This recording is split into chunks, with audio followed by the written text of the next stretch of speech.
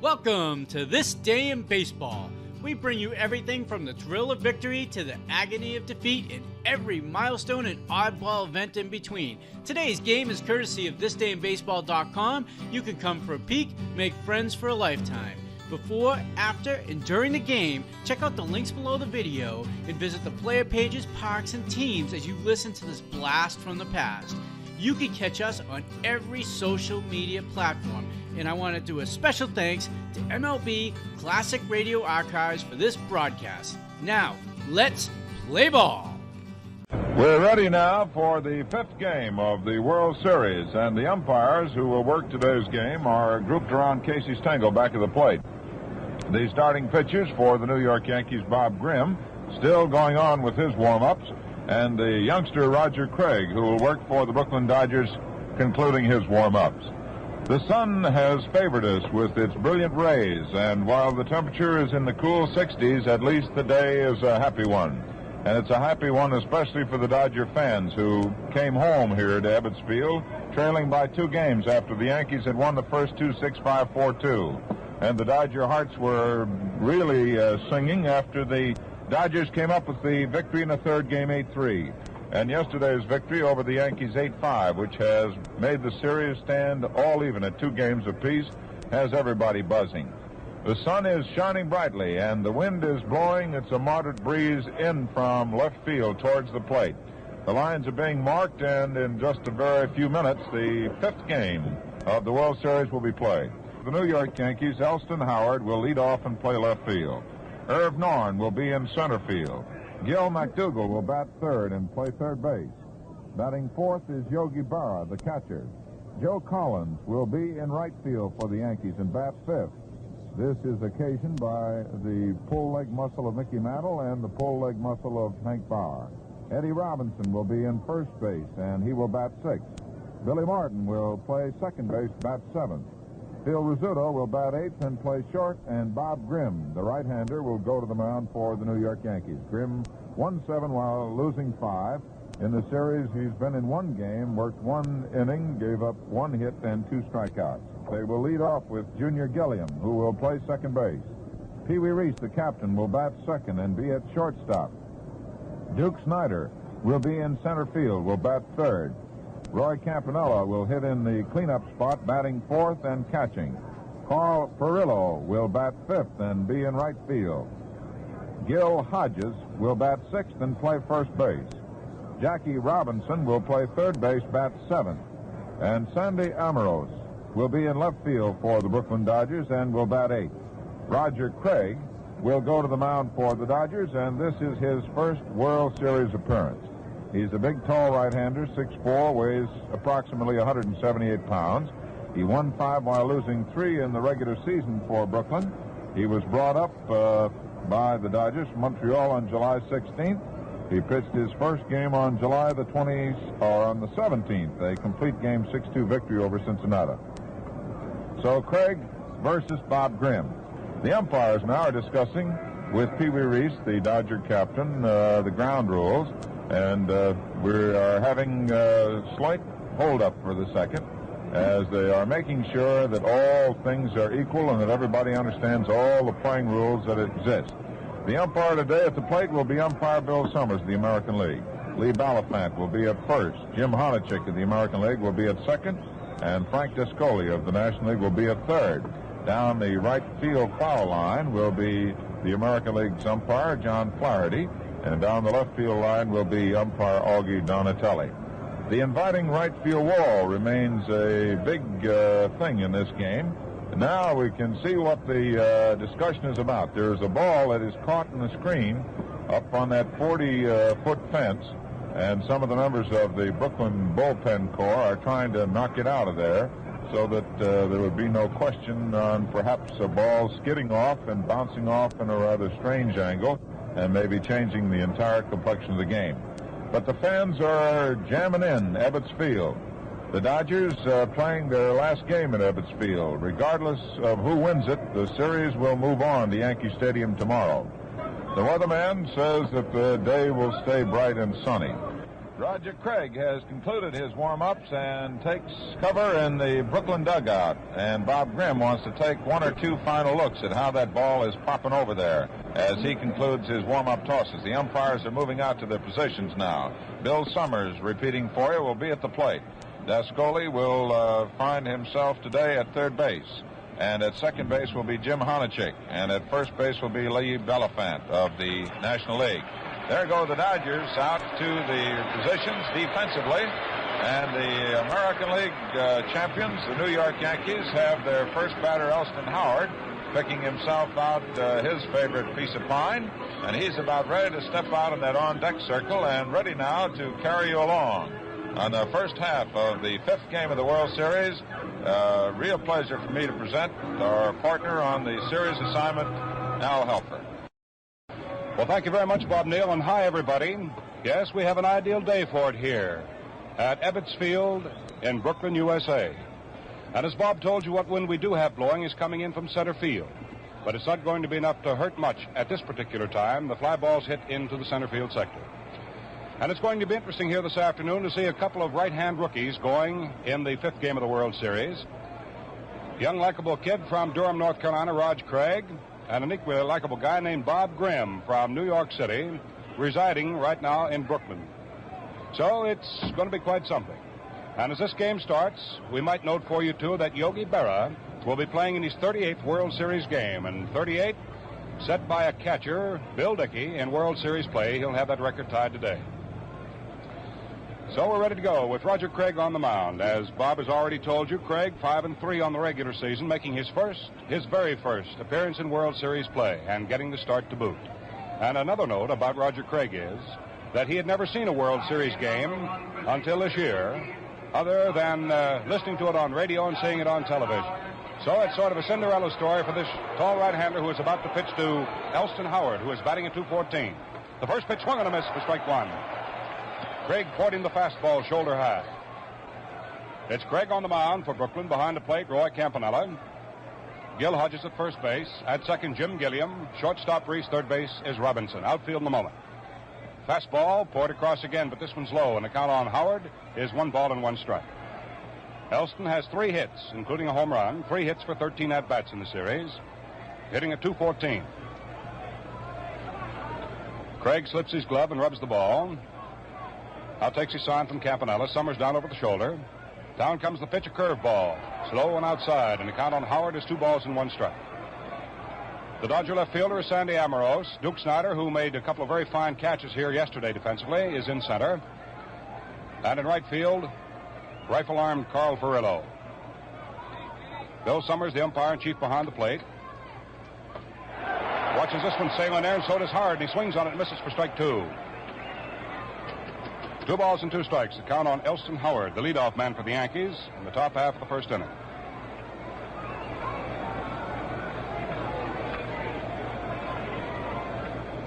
This young fella out there pitching now for Brooklyn had the second best earned run average on the Brooklyn staff this year, 2.77. Right-hander throws a curve. It snapped off outside, about knee high. 3 balls and 2 strikes. That's the count on Elston Howard, the Yankee leadoff man. There are plenty of people here in the stands this afternoon, jam-packed. Series all tied at 2-2. Fastball swung and a miss for strike 3. So Howard goes down swinging, and a lusty swing it was, too. So young Craig has his first strikeout in World Series play. That'll bring up Irv Noren, who is batting in the series at .083. He has 1 for 12.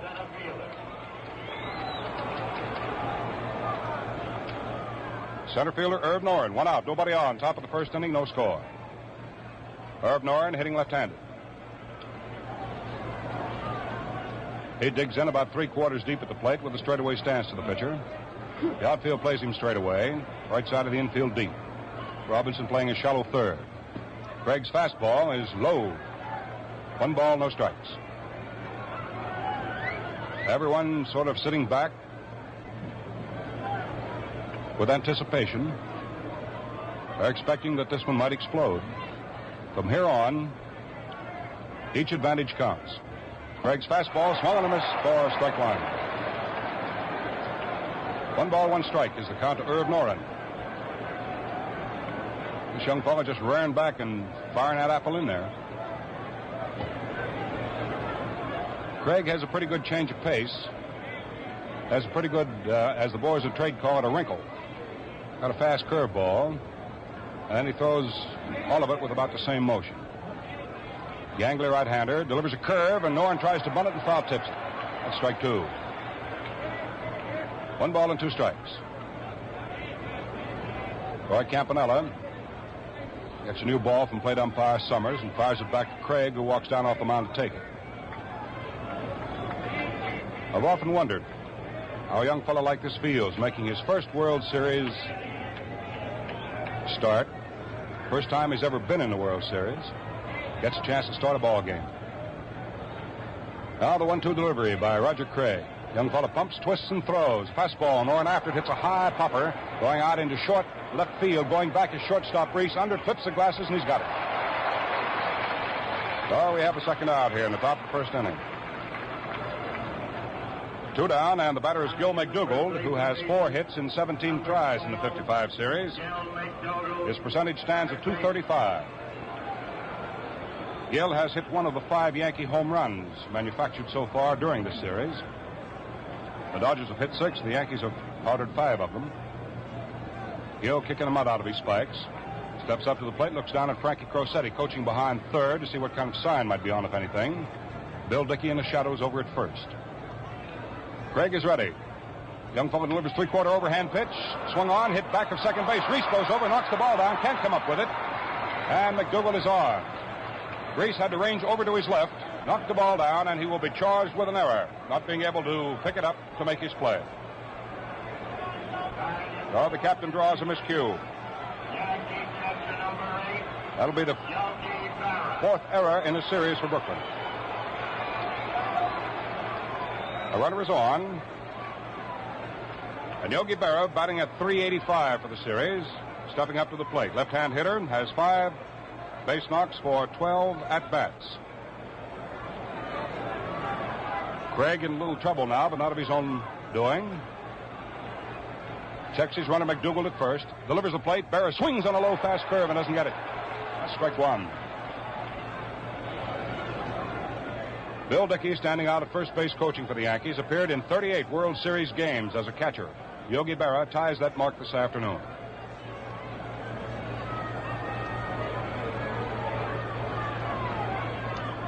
Craig checks his runner McDougald, delivers the plate. Berra swings on a tight curve and off the hands and misses for strike 2.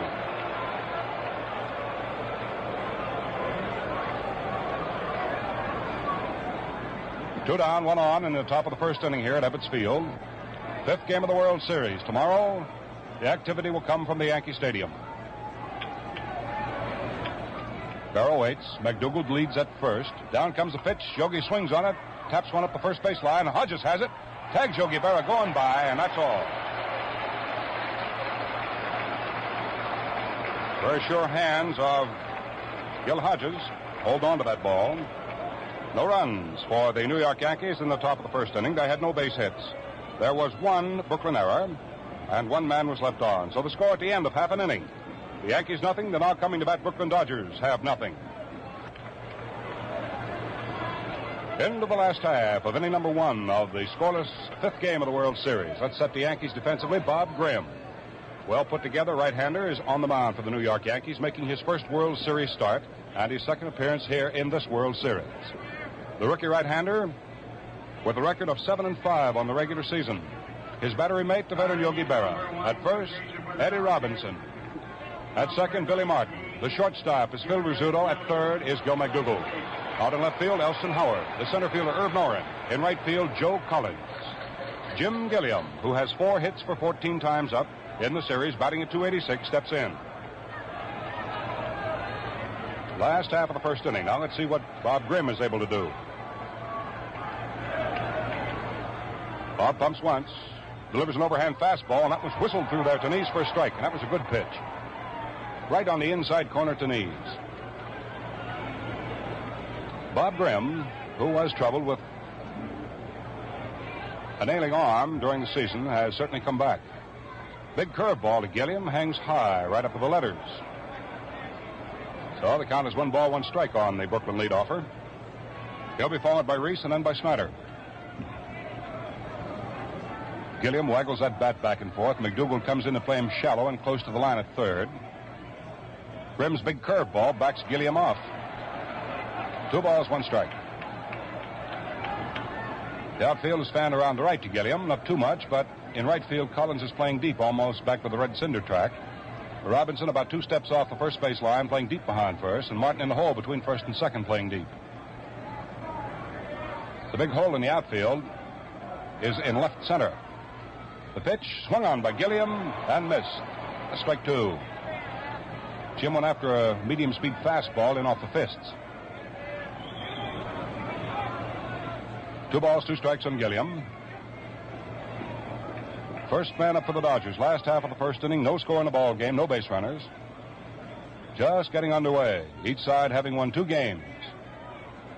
The 4 that have been played right up to this minute. Grimm's 2-2 delivery. Curveball swung on and took it up the first base line. Robinson comes in, makes the pickup, and steps over on first, and Gilliam is out. 1 away in the last of the first. That'll bring on Captain Reese, batting at .375 in the series. Number 1, Pee-wee Reese, shortstop. Reese has 6 base hits and 16 times up. He'll be followed by Duke Snyder. 1 out, bases empty. Last of the first, no score.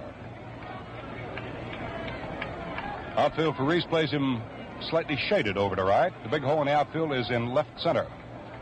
Reese can poke that ball to right pretty well. Fastball to him is taken under the knees, and that's ball 1. They tell me that Grimm will not hesitate when he's in trouble to come in with that fastball of his, particularly when his control is with him.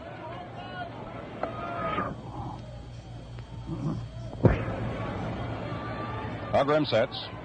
Delivers. Reese takes a let-up curveball, and this one's under the knees. That's ball 2. Reese checking around with Billy Herman, the coacher at third. See what kind of sign might be flashed around. Jake Fittler clapping his hands together back of first. He handles the first base traffic for the Dodgers. Rizzuto moving back a step or two at shortstop, and McDougal standing just off the bag at third. Grimm ready now. His 2-0 delivered to Reese. Fastball. This one's low. That's ball 3.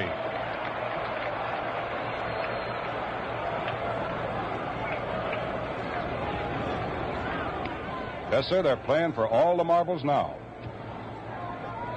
Dodgers had to fight back to get even in the series. Now their feeling is that they have to go twice as hard now to keep it from slipping away. Grimm delivers a nice fastball for a strike. Reese started to chunk the bat away to go to first, and Bill Summers called him back. The count on Reese, 3 balls, 1 strike, 1 out, nobody on. Last half of the first inning, no score. A lot of bright, brilliant sunlight here on this Sunday afternoon in the borough of Brooklyn. Makes it very pleasant, as Bob has already told you. Fastball low outside for ball 4, and with 1 out, Reese draws the first free ticket.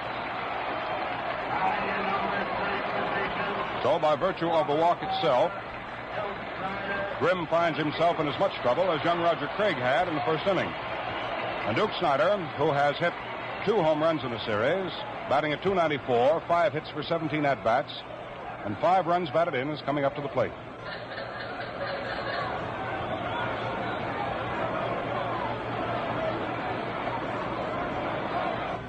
Grimm checks his runner. Delivers a slow curveball. It's swung on and hit down to the right side. Martin gobbles it up, goes to Rizzuto for 1. The slide in by Reese keeps Rizzuto off stride. He cannot make his throw to first. So it results in a force out, with Snyder taking station at first base. So it's 4-6 force out at second, and that brings up Roy Campanella.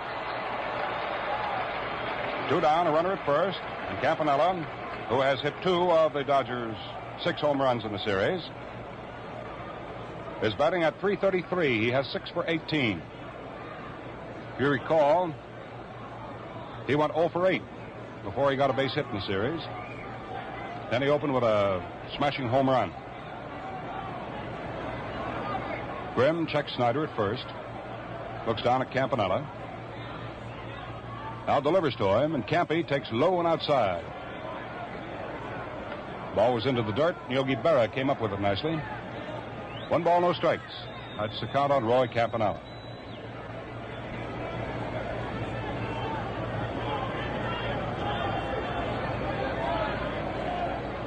Grimm to the top of the stretch and a check of the runner once more. Snyder leads off about 2 steps. Pitches to the plate to Campanella and slow and outside. And that one almost got away from Berra. 2 balls, no strikes.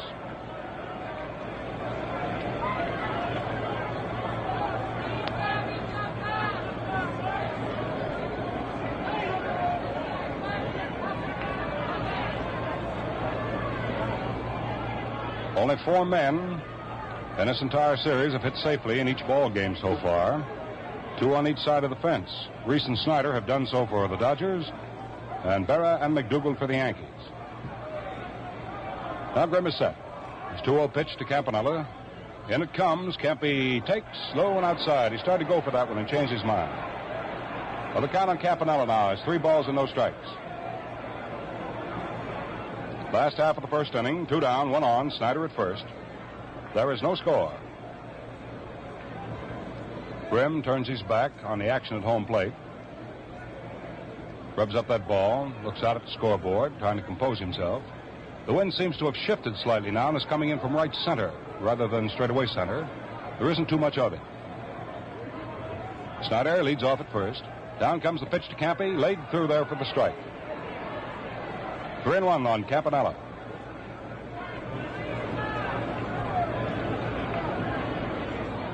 Getty Robinson at first, holding the inside corner on Snyder, who wanders off just about 2 steps, and that's all. Grimm ready. 3-1's the plate, and Campanella takes the curve in for a strike.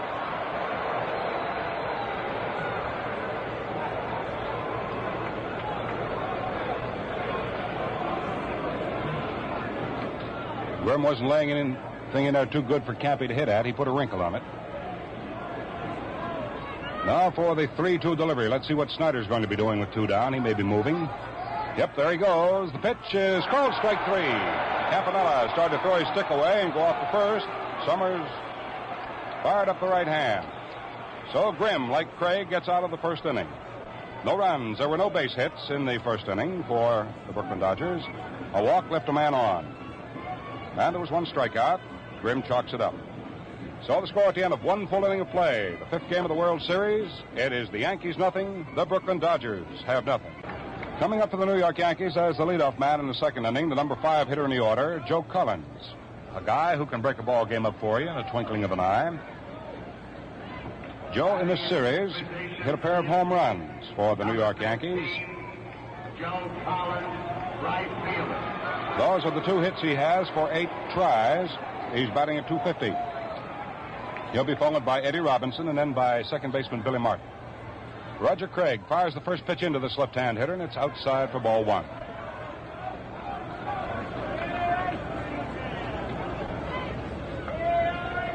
Bill Summers wanted to take a look at that baseball. Gives Campanella a new one. So Craig is ready. Go again to Collins. Stand out there, scrounging that ball around the palms of his hands. Now he leans forward to take his sign, and Collins, standing deep at the plate, feet together, puts that bat high off his left ear. Swings on this pitch and pops it back foul. Ball coming back to the screen gives Collins a count of 1 ball, 1 strike.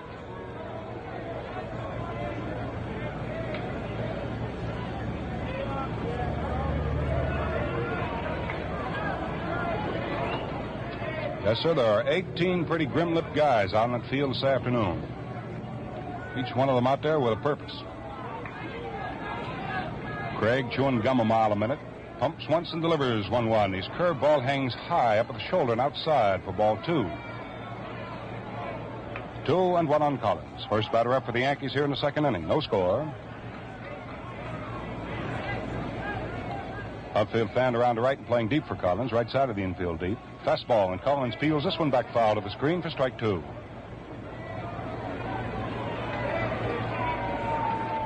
Two balls, 2 strikes. Collins, a left-hand hitter. Robinson, a left-hand hitter. Both of them pretty good-sized guys. And followed by the right-hand hitting Billy Martin. That Martin's quite a spark plug. Make no mistake about it. He chatters from the time he hits that field until he hangs up his spikes. Now the 2-2 delivery by Roger Craig. Rears back, throws a big curve in there, and it's inside tight up against the hips for ball 3. So Craig is in danger now of walking the first man to face him here in the second inning.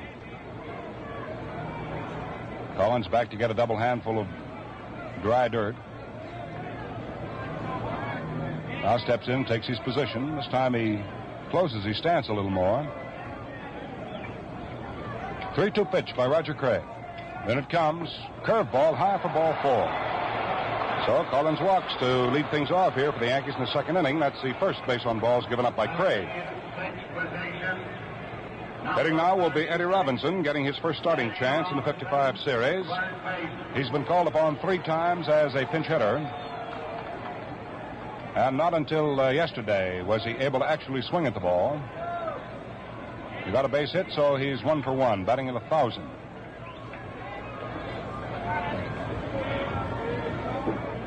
Big Robbie moving in. Big, good-looking fella. Leans over the plate. Craig offers him a curve, and it's into the dirt on the inside for ball 1. When Mr. Robinson gets that bat back on his shoulder, and peers up the alley at the pitcher, just looks as though he's saying, "Go ahead, boy, put it in there. Go ahead, dare you to." He's that belligerent looking. Craig checks his runner, delivers. Robinson takes, shaded off outside for ball 2. It's the fastball. Collins at first, nobody out, top of the second, no score. Robinson the batter with a count of 2 balls, no strikes.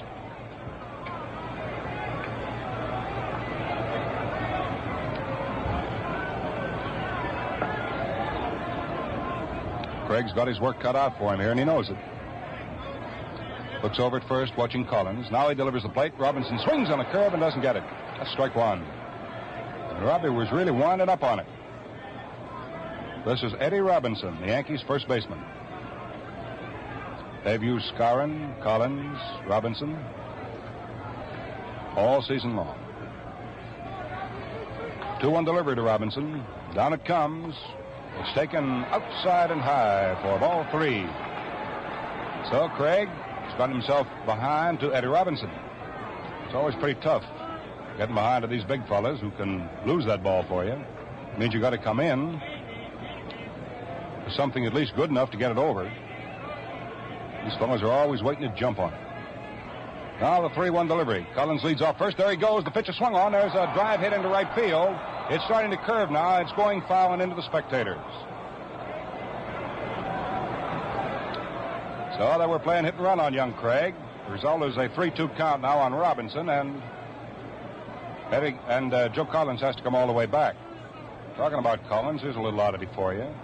Collins has scored 6 times on 2 hits, twice on home runs and 4 times on walks. Every time he's walked, he's scored. Well, we'll see whether history repeats itself or not. So far here at Ebbets Field, it's scoreless. We're in the top of the second. Nobody out. Collins at first. 3-2 count on Robinson. Young Roger Craig, the Durham, North Carolinian, out there shaking off Roy Campanella. Now the kid's ready. Whirls throws to first. Not in time. Collins has to come back in on his hands and knees. Now he takes his lead again. Craig ready. 3-2's the plate as the runner breaks. Pitch swung on and fouled back to the screen. The count holds at 3-2.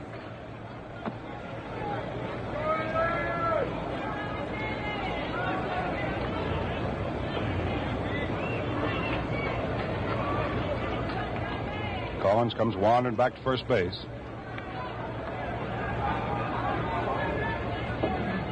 Now Joe takes his lead. Hodges holds the inside corner.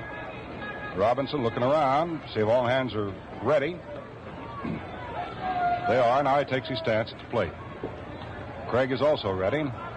Looks over at Collins, checks him. Goes to the top of the stretch, delivers as Collins breaks. The pitch is inside and low for ball 4. Collins then slows up, moves into second as Robinson takes station at first. And that's going to be a signal for some activity down in the Brooklyn bullpen. As Craig walks a pair here in the second inning with nobody out. Number 1, Billy Martin comes up now. Billy has driven in 3 runs in the series so far. He's had 5 base hits for 14 at-bats, and the right-handed hitter is going along at 3.57. So the Yankees have a pretty good-looking threat brewing here as Don Besant gets up and starts to throw down in the Brooklyn bullpen. Gil Hodges playing up shallow with first and second occupied. Robinson playing up just behind the rim of the infield grass at third. He has to be able to cover third should Joe Collins come charging down for it. And still he has to be up far enough should Martin try to bunt to move the runners along to get them in better scoring position. So we shall see what we shall see. Craig is ready. Checks his runners. Delivers a plate. Martin swings on his pitch and lifts a high fly ball down the left field line. That's starting to curve now and goes into the stands out of play. So there was no bunt on that one. Martin had the green light to go ahead. Now he's counted strike 1.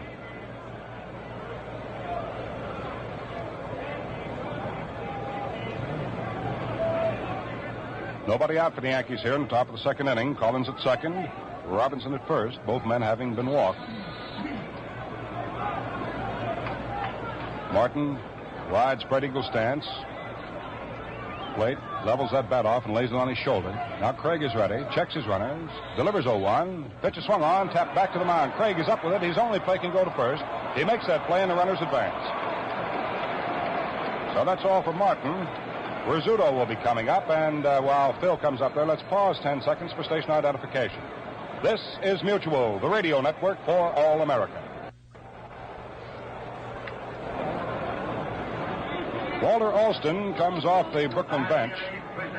He wants to talk to his infield. Reese comes in from shortstop to get into the conversation along with Roy Campanella and young Roger Craig. The situation here in the top of the second inning, 1 out for the New York Yankees. Joe Collins is on at third. Eddie Robinson is on at second base. Neither are the fastest men in the world, but they're in good scoring position. There is 1 out, and there is no score as of the moment. Young Roger Craig is doing the Brooklyn pitching. He was the starter here, and Don Besant is in the bullpen warming up for Brooklyn right now. The batter is Phil Rizzuto, and you can expect most anything from this cagey little veteran. He's just finished talking to third base coach Frankie Corsetti, so he's come down now to take his station. Robinson is trying to play as deep as he can to keep Collins close to third. The infield is pulled up. Down comes the pitch. Rizzuto swings and pops it up. Right outside of first base in foul territory, and it's Hodges to make the catch for the second out.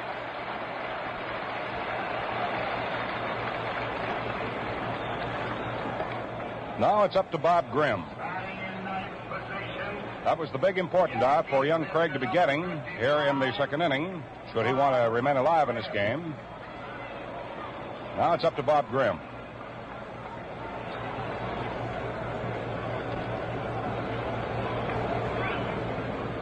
This young fella can strike quite a blow in his own behalf.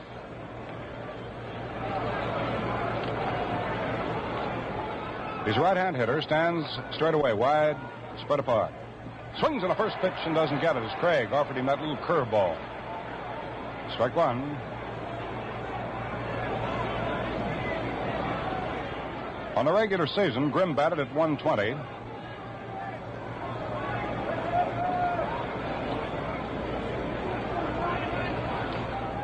Craig ready, serves up to him. Fastball swung on and trickled off foul off the third base line. Well, Craig's got him down to strike 2.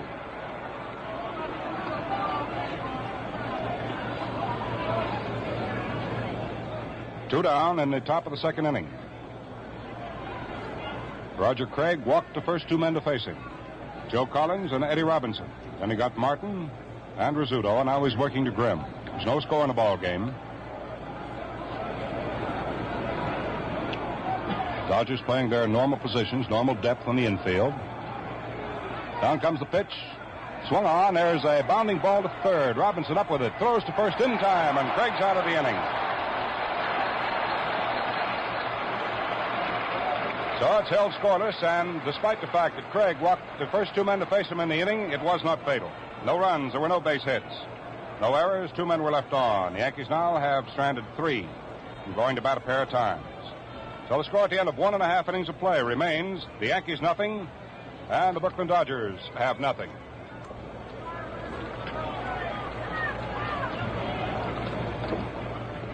Well, I think we can all see by the way these boys are going at it here this afternoon that they all realize the big blue chips are down. They're playing it right down to the hill.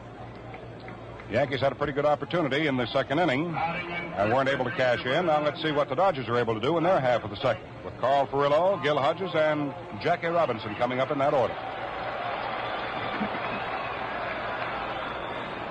Bob Grimm, who had to see the Yankee scoring threat go over the boards and help but do so himself, will pitch to Furillo, who is batting at .353. Carl has 6 base hits, and he's been up 17 times, has 1 home run. Grimm ready. Throws fast curveball. It backs Furillo away from the plate. That's ball 1.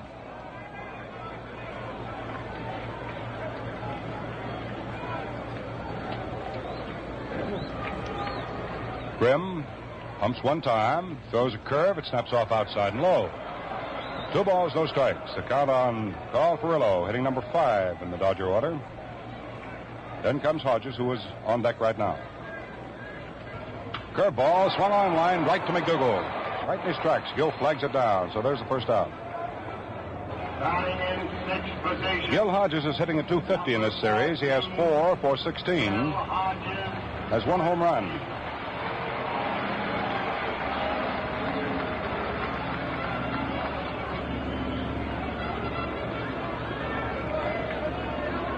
Brooklyn's classy first baseman digging in. Big right-hand hitter. Got a pair of hands on him. Looks like a pair of number 6 scoops. Grimm ready. Whistles the pitch in there, and Hodges after it. Peels it back foul off to the right of our broadcasting booth. Strike 1. Count on Hodges. 1 out, nobody on. Last of the second, no score.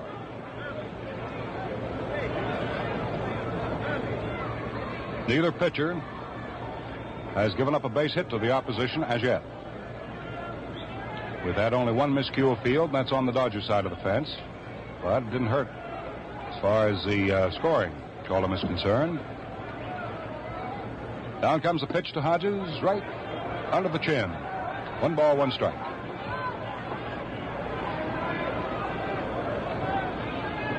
Jackie Robinson is on deck to hit next for Brooklyn.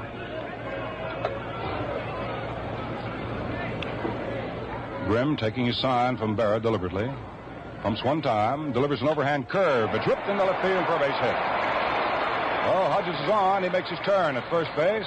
Elston Howard up the ball, fires it into shortstop Rizzuto, and Hodges is content with a single. Jackie Robinson gets a round of applause.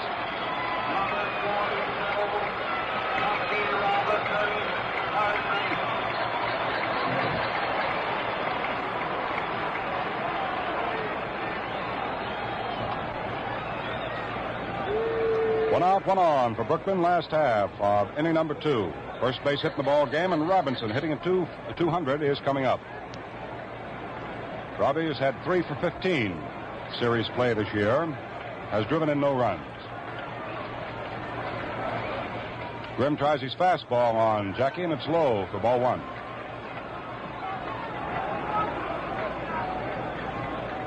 Big Eddie Robinson holding first base against Gil Hodges. Gil standing there with hands on hips, waiting for Grimm to climb up to the top of the mound before he takes his lead. Now he takes that lead. Grimm is set, checked his runner. Overhand curveball. Robinson hits a line drive to Rizzuto. A quick throw over to first base, not quite in time. Almost got it, Hodges, but not quite. Boy, that Rizzuto can get that ball away in a twinkling of an eye. Well, we have the second out. Batter is Sandy Amoros. Sandy's played in a couple of ball games now. He's had 2 base hits for 4 times up, batting at .500. Has 1 run batted in. Left-hand hitter with a straightaway stance. Thummet keeps waggling that bat back and forth. Grimm is ready, checks his runner. Delivers the plate. Amoros takes a slow curve, popped in there nicely for a strike.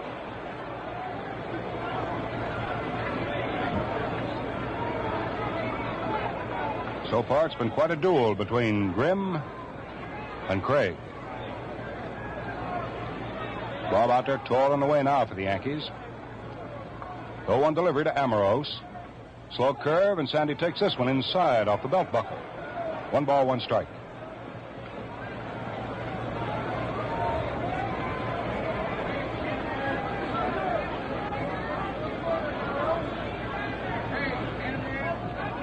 Grimm taking time to massage the ball. Puts his right foot up on the rubber, looks back over his left shoulder, takes a gander at Hodges, watching his lead. Now he looks at Amoros, delivers 1-1 to Sandy, and it's low. That's ball 2.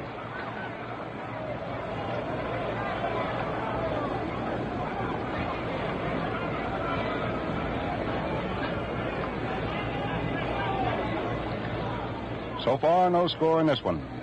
Last half of the second, 2 down, 1 on. We've had only 1 base hit in the ball game, and the guy at first base, Gil Hodges, is a fellow who had the base hit. Single to left. 2-1 delivery to Amoros. Curveball, and Amoros swings on it, gets a hold of it. There's a pretty well jolted ball going deep into right field. It is over the screen, out on the Bedford Avenue for a 2-run home run for Sandy Amoros.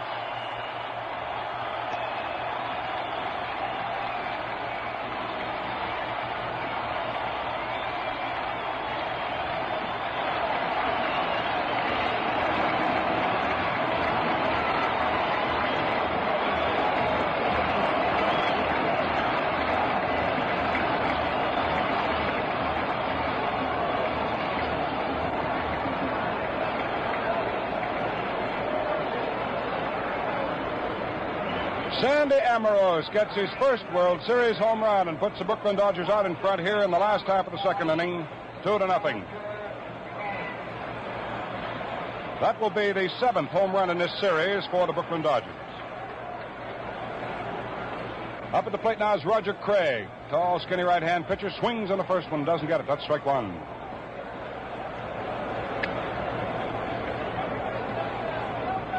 I can well imagine that Craig, standing up there at the plate right now, feels much better about the situation. He tries to bunt the next pitch and doesn't make that one either, so that's strike 2.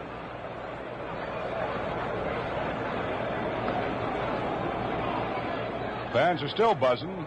Little Sandy Amoros. It's not much bigger than a half a pound of soap after a hard day's washing. Curveball inside off the chest. Craig gives him ball 1. 1 ball, 2 strikes. So there's some Dodger power here popping out where actually it has been least expected. Tail end of the batting order. Sandy Amoros sitting in the number 8 spot, manufacturing a 2-run homer. Grimm delivers. Craig backs off from a curve in off the shoulder. 2 balls and 2 strikes.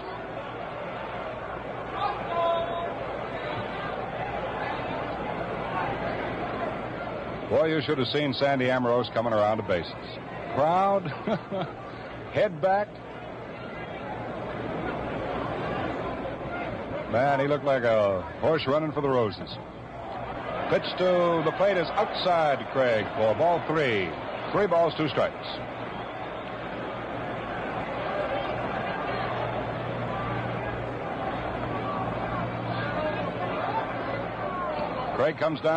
Grimm comes down to Craig 3-2, high and outside for ball 4. So he walks his opposing moundsman. That'll be the second base on balls given up by Grimm. He's now given up 2 runs, 2 hits, 2 bases on balls. He struck out 1 man. And we move off to the top of the batting order for Jim Gilliam. Here in the second inning, Gilliam coming up with Roger Craig at first base.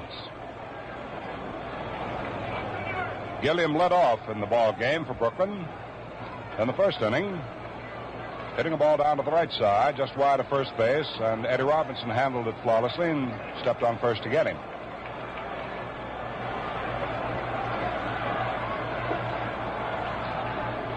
Grimm sets, checks his runner, Craig, delivers the plate. Gilliam, hitting left-handed, takes a let-up curve in there for a strike.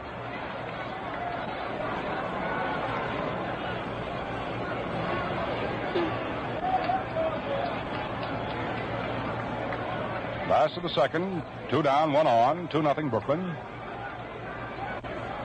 Bob Grimm ready.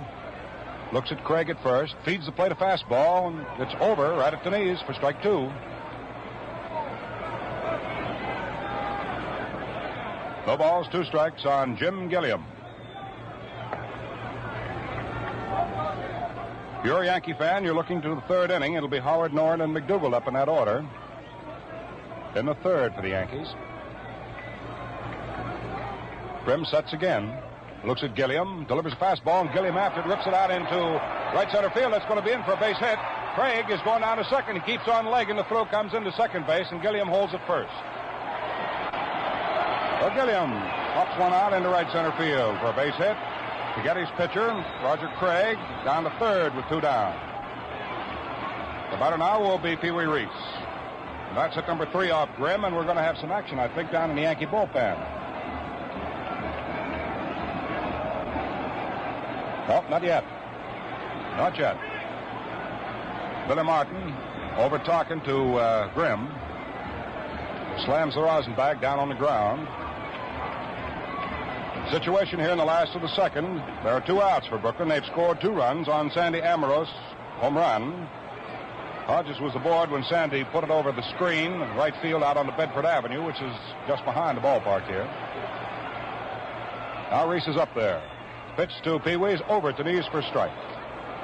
Reese drew one of the 2 walks given up so far by Grimm when he came up in the first inning. So Pee Wee still hitting at .375 for series play. Gilliam, a pretty good base runner, leads off at first. Craig steps off at third. Grimm ready. Delivers to Reese. A curveball. It backs him away from the plate. Comes in knee high. Makes it ball 1. 1 ball and 1 strike. If Reese should get on, Duke Snyder will be up there to wave the willow.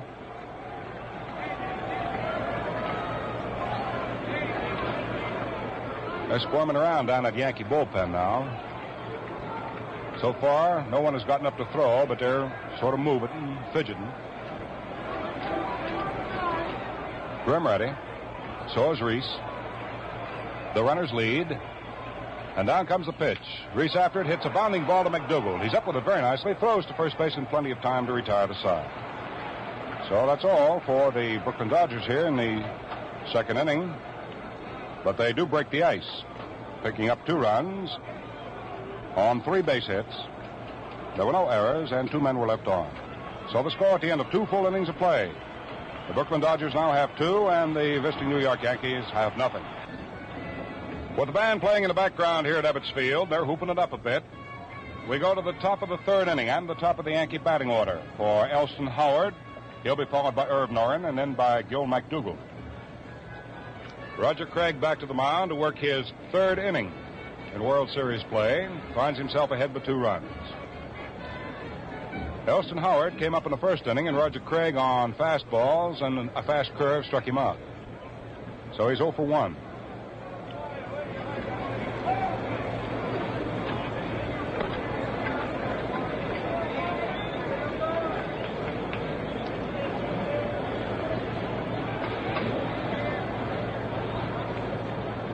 Last pitch down from the mound by young Craig. Saw him throw to second base to Gilliam. Robinson takes the ball on a flip around the infield, walks over, says something to young Craig, and flips the ball to him on hand. Craig steps up to the mound. Elston Howard, right-hand hitter, feet wide, spread apart. Beats the meat end of the bat down on the rubber of home plate, and we're ready to go. 2-0 Brooklyn going into the top of the 3rd inning. Each side having won 2 ball games in the 4 that have been played previous to this one. Craig sets now and delivers. Sidearm curve is in tight against the short ribs for ball 1.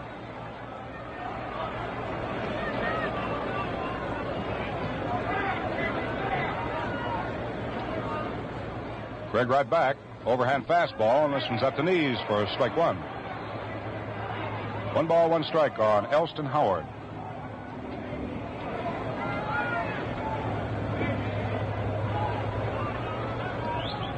Craig tries again. Hard after a tight curve. Doesn't get this one. That's strike 2. Tried to fall away from that one. Hit it into left field. Reese playing deep at shortstop. Midway between second and third. Robinson down near the line. Deep behind third. Outfield almost straight away to Howard. They're playing him deep.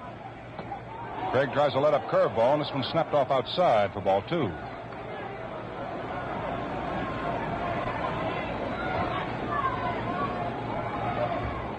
Bill Summers, the plate umpire. for this fifth game of the series. Looking down over the shoulder of Campanella now as Craig serves 2-2. Howard swings and misses for strike 3. I don't know what that Craig saw on, but Howard was really going for it. Threw him a little break and stuff, and it was enough. That's the second strikeout for Craig. The victim both times has been Howard. Irv Noren popped to shortstop back on the left field grass in the first inning. Reese handling. And now the left-hand hitter steps up for his second at-bat in this game. He's had one base hit and 13 times up. Series.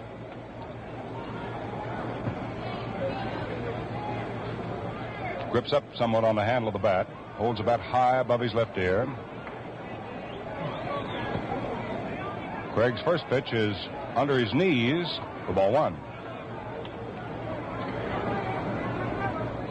1 ball, no strikes.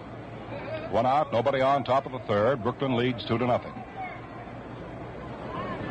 Rookie Craig serves up the pitch, and it's outside. Noren started to go and checked up in time. 2-0.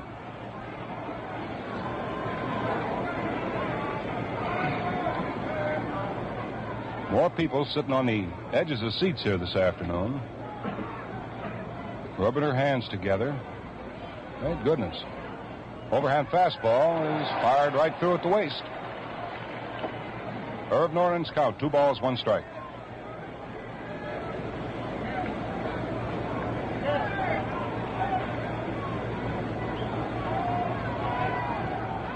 Noren pushes that bat away from him, holds it high. Craig comes in with a fastball that's laced out into left field. Sandy Amoros over to his right. Gathers it in for out number 2. Line drive to the left fielder, and that'll bring on Gil McDougald with the bases empty and 2 down.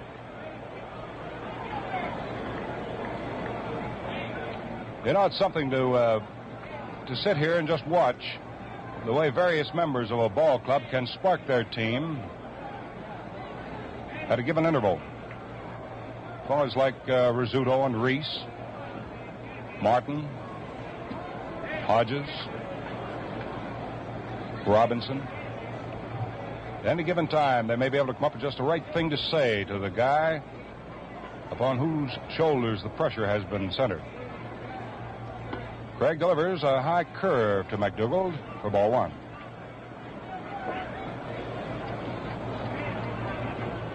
We've seen a lot of evidence of it in this series so far. Craig throws a curveball and swung on and missed for strike 1. Gil tried to partially check his swing on that one. 1 ball and 1 strike.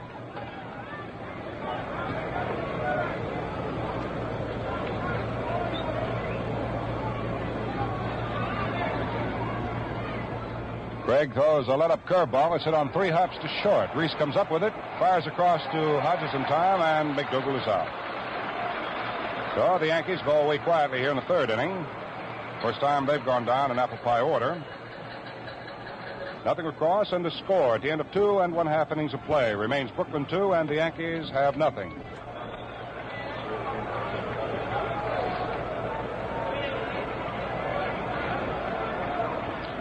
Now to the last half of inning number 3 here in the 5th game of the series. Duke Snyder, who is 0 for 1, is coming up.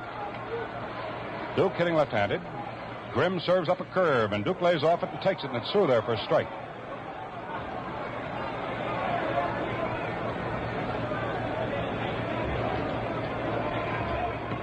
Snyder forced Reese at second base in the 1st inning for the 2nd out in the 1st inning.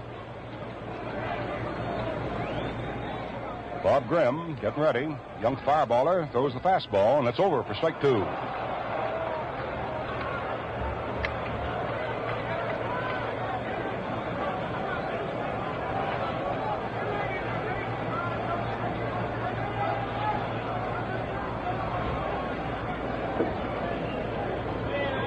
Now the 0-2 delivery on the Duke. Overhand fastball. It's a little high. 1 ball, 2 strikes. Just the start of the last half of the 3rd inning. Brooklyn leads it 2-0.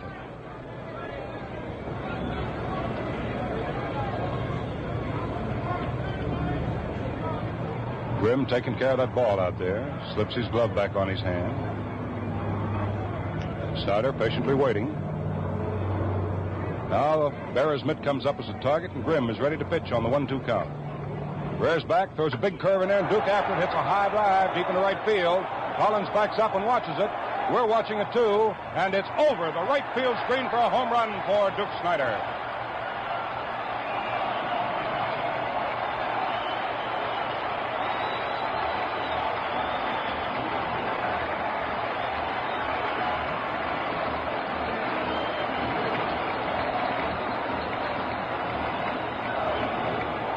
Duke Snyder hits his 8th World Series home run, and oddly enough, it's the 8th home run in this series for the Brooklyn Dodgers. And they move out in front now, 3-0. That'll be the 6th run batted in for Duke in the series, hit number 4 and run number 3 off Grimm. So the parade of power continues. Roy Campanella is the batsman. He was called out on strikes to retire the side in the first inning. Takes a fastball laid across the chest inside for ball 1.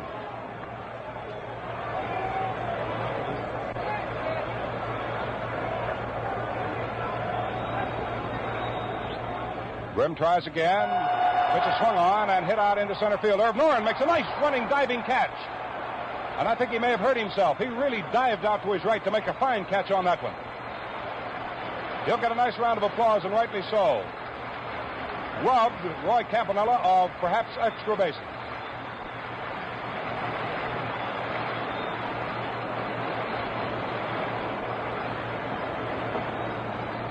Boy, that Irv Noren really came out of nowhere for that one. He had to dive. That was the only way he could do it. The batter for Brooklyn now is Carl Furillo. As soon as we find out what happens with Carl, we'll have time for station identification around the network, so don't run away, fellas. Overhand fastball to Furillo was swung on a miss for strike 1. Boy, what a catch by Irv Noren. You like to see competitive spirit like that.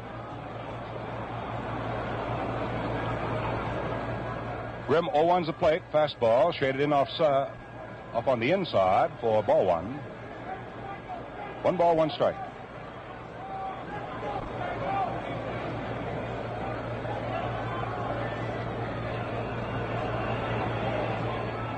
Carl Furillo leaning over the plate. He's 0 for 1 today. Hit a ball well, but lined it right to Gil McDougald in the second inning. Watches a curve break in there nicely for a called strike. That's the second one. 1 ball, 2 strikes on Furillo, 1 out. 1 run has been scored here in the third, and Brooklyn leads it 3-0. Home runs have accounted for all of the Brooklyn runs. Hodges was on when Amoros unloaded his first World Series home run, which came in the second. Then Snyder added to it in this inning. Pitch to the plate is high to Furillo, right up to the face. That's ball 2. 2 balls and 2 strikes.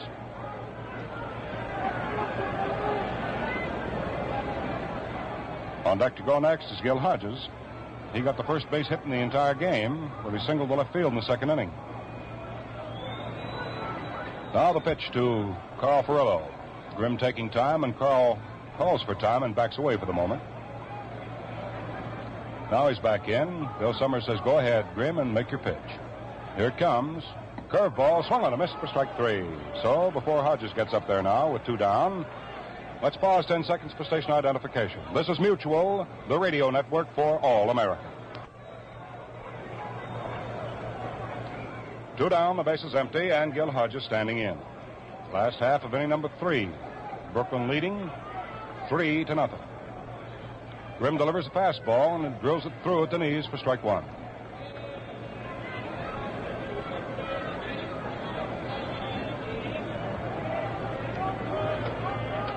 Outfield playing just about straight away for Gil.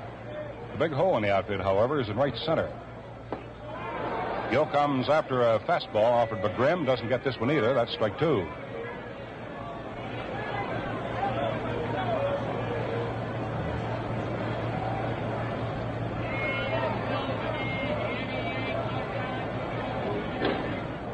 Berra hangs out the sign. Grimm signs for it. 0-2 pitch, big curveball, snapped off low and outside. 1 ball and 1 strike. 1 ball and 2 strikes. 2 down in the third, the base is empty. Snyder, with his leadoff home run, has given the Dodgers their third run. They lead 3-0.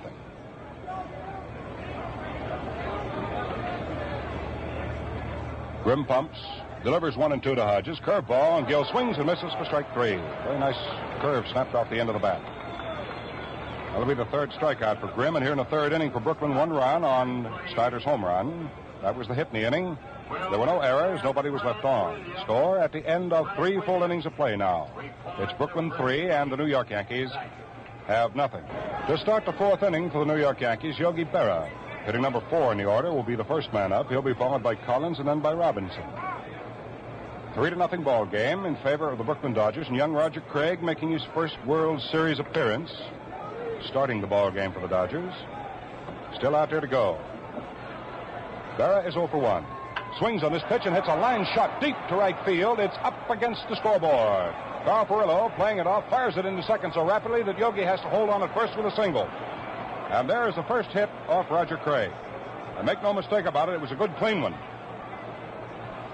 Boy, Yogi really got a hold of it.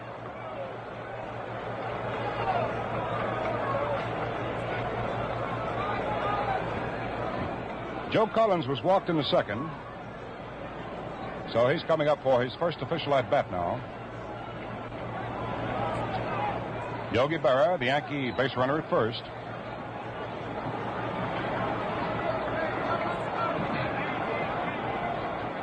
Now, if young Craig had any pressure on his shoulders, worrying about a no-hitter, he can forget about it. Berra leads off first. The pitch to Collins, inside and low, fastball. 1 ball, no strikes. Top of the fourth inning. Brooklyn leading, 3 runs, 4 hits. Yankees, no runs, 1 hit. Craig checks his runner, comes to the plate with a curveball, and Collins backs off and takes that one inside off the hips for ball 2. Jackie Robinson comes over from third to have a word or two with this rookie right-hander. Collins obligingly stepping away from the plate to get a handful of dirt, kick the mud out of his spikes. Count on Joe, playing right field for the Yankees this afternoon. Count on him is 2 balls, no strikes. 1 on, nobody out, top of the fourth inning. Yogi Berra leads at first. Pitch to Collins, swung on, hit back foul, right to the screen. 2 balls, 1 strike.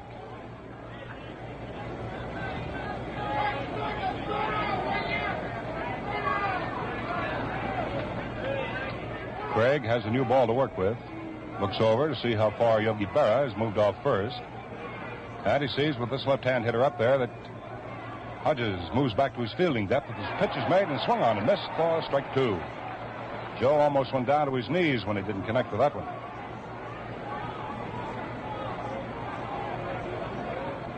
Berra, hands behind his back.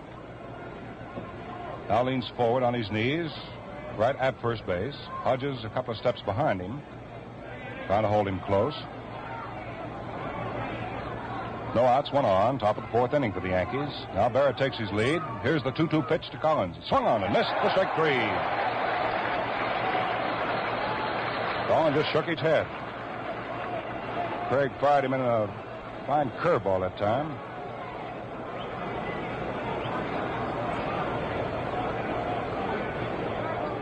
That's third strikeout for Roger. The batter is Eddie Robinson, whom he walked in the second inning. So he'll face the big left-hand hitter again with Yogi Berra at first and 1 down. Score 3-0 in favor of Brooklyn. Craig's all set now. Checks Yogi once more at first. Delivers the plate, and Robinson swings and pops a foul back to the screen. Right up over our Gillette microphone. That's strike 1.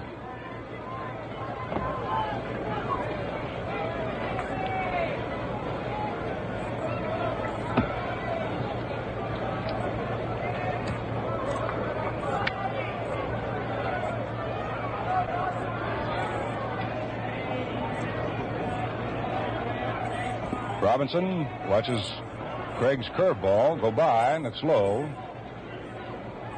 Count on Big Eddie. 1 ball and 1 strike. 1 out, 1 on, top of the fourth. Yogi Berra getting the first base hit off Craig. Line smash to the scoreboard in right center field. He's on at first base and leading off right now. 1-1 pitch. Robinson doesn't offer, and the pitch is outside. 2-1.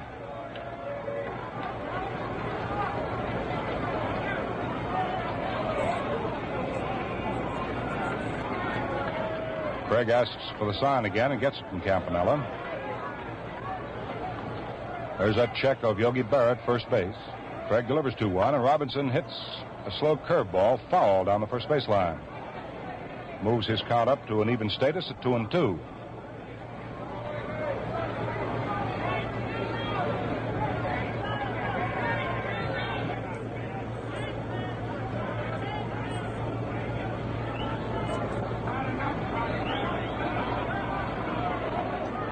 Craig's all set again, so is Robinson. Berra starts his lead again at first base. 2-2 count on Robinson. Pitch is in, and Robinson takes it right off the fist, but inside tight. 3 balls, 2 strikes.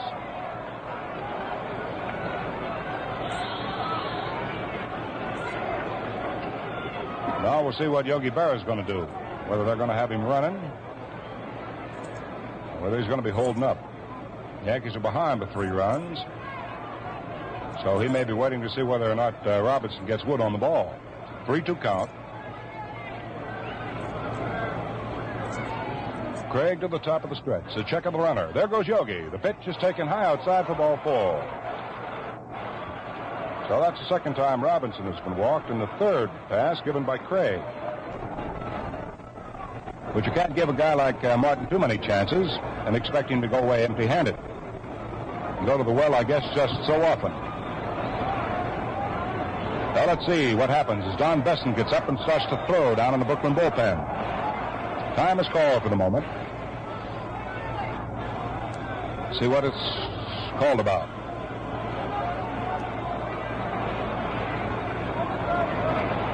Some discussion there at first base with Eddie Robinson and Bill Dickey. Now time is called back in. Runners at first and second, 1 out, top of the 4th inning. Brooklyn leads 3-0. Yogi off second. Down comes the pitch to Martin. Swung on a miss, ball, strike 1. He went after a tight curve right up to the letters.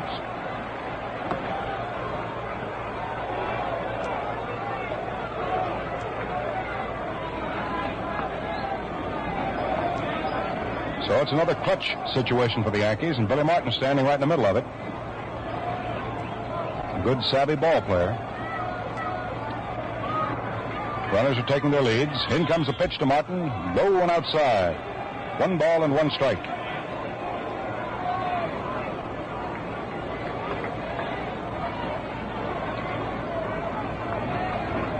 Craig taking plenty of time as he gets his sign. Looks back over his right shoulder, checking Berra at second. Then delivers to the plate. A soft curve swung on by Martin. Looped out into left field. It's going to be in there for a base hit. Here comes Sandy Amoros up with the ball. Makes his throw into the plate. Yogi Berra comes in to score. And Eddie Robinson goes to second. Now it's 3-1. Billy Martin comes through. A looping fly ball to left for a single to drive in his 4th run in the series. That's hit number 2 and run number 1 off Roger Craig. So the tying runs are on now for the Yankees. Martin at first, Big Eddie Robinson at second, and the batter due up is Phil Rizzuto, but it's not going to be Phil. It's going to be Big Moose Skowron. And Jerry Coleman gets off the Yankee bench to start warming up to take Rizzuto's place of field in the last half of the 4th inning.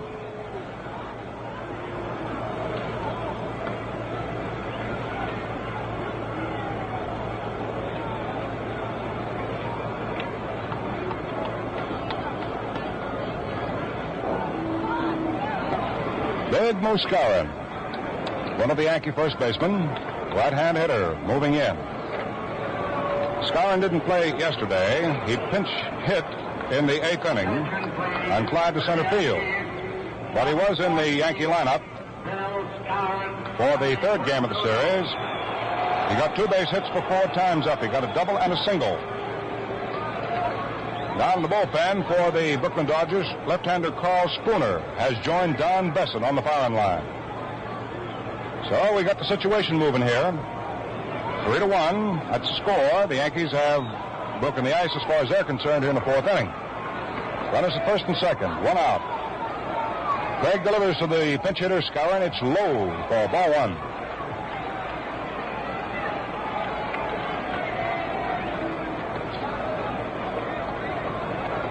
Eddie Robinson takes his lead at second. Craig ready. Delivers to Skowron. The pitch is swung on and popped up in foul territory right behind the plate. Campanella waiting for it to come down. And he's got it. There's the second out, the runners hold.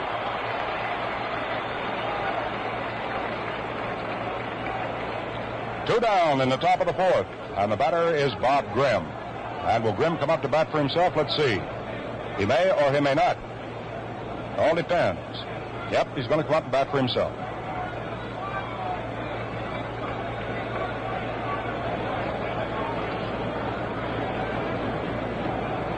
For the Yankees, they have the tying runs on.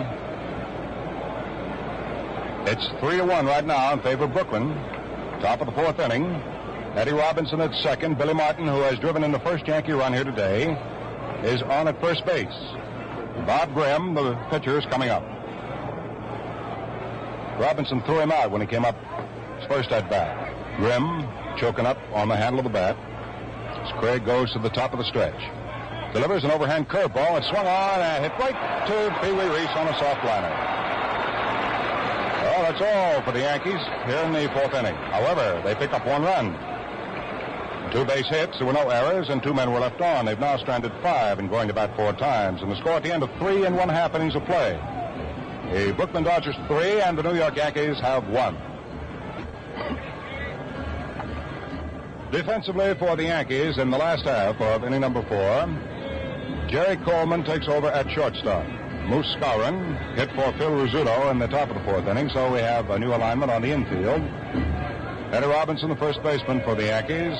Billy Martin at second. Jerry Coleman at short, and at third is Gil McDougall. The outfield remains the same of Elston Howard in left, Herb Noren in center field, and he's made the fielding play of the day. And in right field is Joe Collins.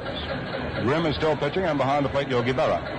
Coming up for the Brooklyn Dodgers, the last third of their batting order, Jackie Robinson, followed by Sandy Amoros, and then by Roger Craig. 3 runs, 4 hits, 1 error for Brooklyn. 1 run, 2 hits, no errors for the New York Yankees. So we shall see what we shall see. Grimm ready now. Delivers to Robinson. His pitch is low for ball 1. Robbie hit a liner in the second inning. His only time up so far today. Hit it on the line to Phil Rizzuto, who was then playing shortstop in the second inning. So he's 0 for 1. Grimm's fastball hit foul back to the screen. Robinson's count, 1 ball and 1 strike.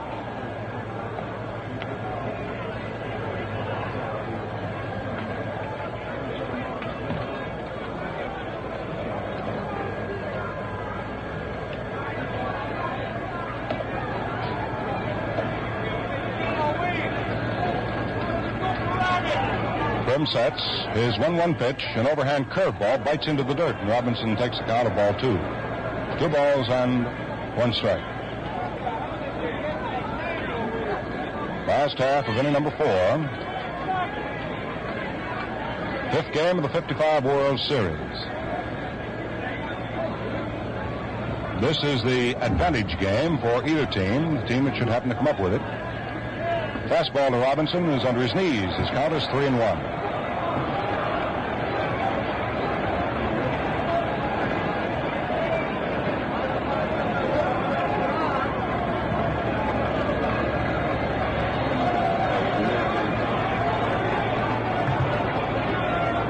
Delivery. Grimm tries a fastball. It's high inside for ball 4. So Robinson draws a walk to open the 4th inning. That'll be the third base on balls, surrendered by Grimm. Sandy Amoros comes up there. He turned out to be a slugger in the second inning, but he hit a 2-run home run to get the Brooks out in front 2-0.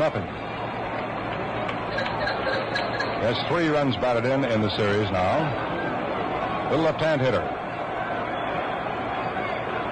Grimm pitches him a curveball. It's over for a strike. McDougall is playing a shallow third up on the rim of the infield grass with this left-hand hitter up there. The right side of the infield deep, particularly Martin in the hole between first and second. Now Billy comes up a step or 2. Play on the skin surface of the infield. Robinson holds the inside corner on Robinson. In comes the pitch. Swung on by Sandy and missed for strike 3. He went after a low curveball. No balls, 2 strikes. Jackie Robinson, the base runner at first. Eddie Robinson, the first baseman, holding against him.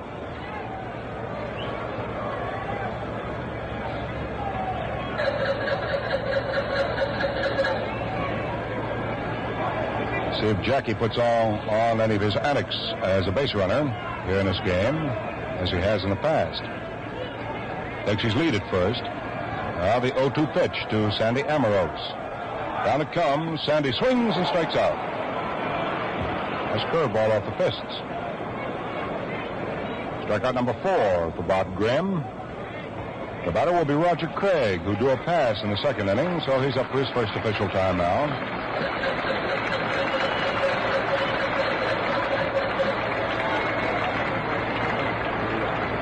Roger Craig drawing his round of applause.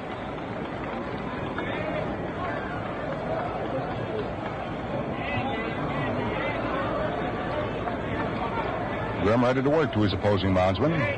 Delivers, and Craig squares off the bunt, takes the pitch slow and outside. 1 ball and no strikes.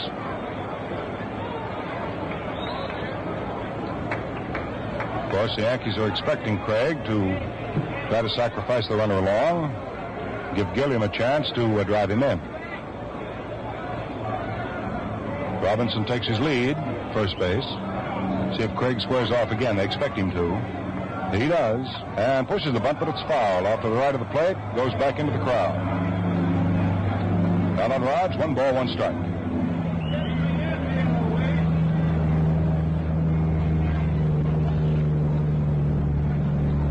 New York's Governor Harriman, down behind the Dodger dugout, sort of getting to be a habit with him getting foul balls. He got either 1 or 2 yesterday, and he's just picked up 1 today. Very careful there, Mr. Harriman. They'll be signing you to a contract. The 1-1 delivery now on Roger Craig.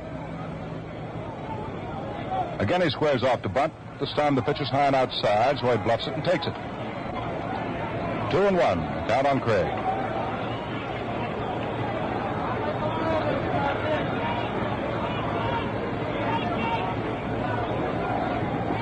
Bob Grimm wanders around pitcher's mound, goes down for the rosin bag, drops it,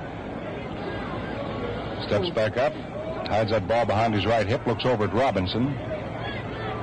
Jackie taking about a 2-step lead. Now Grimm is ready.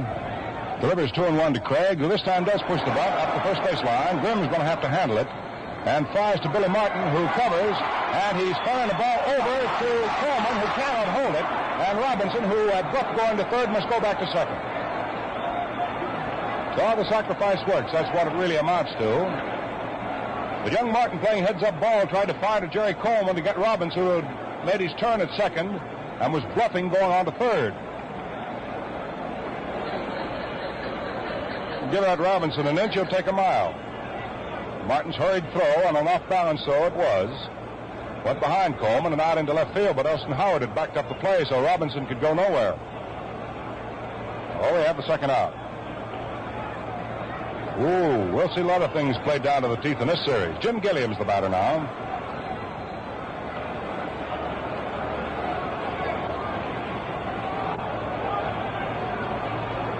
Grimm pitches to Gilliam. Fires him a curveball, and they're good for a strike. Gilliam has 1 hit and 2 tries. He singled to right center in the second inning.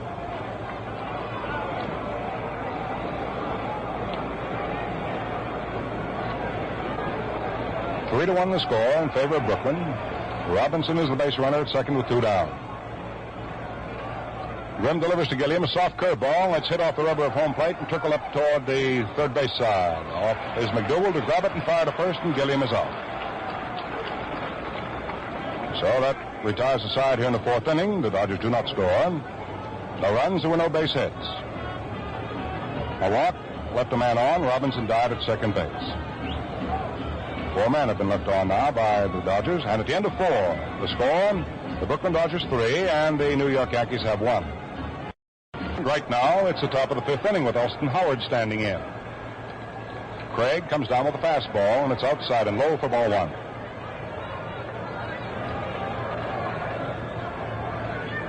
Craig has struck out Elston Howard twice. So he's 0 for 2. Roger delivers. Soft curveball. It's low. Howard started to go for it and checked up to take ball 2.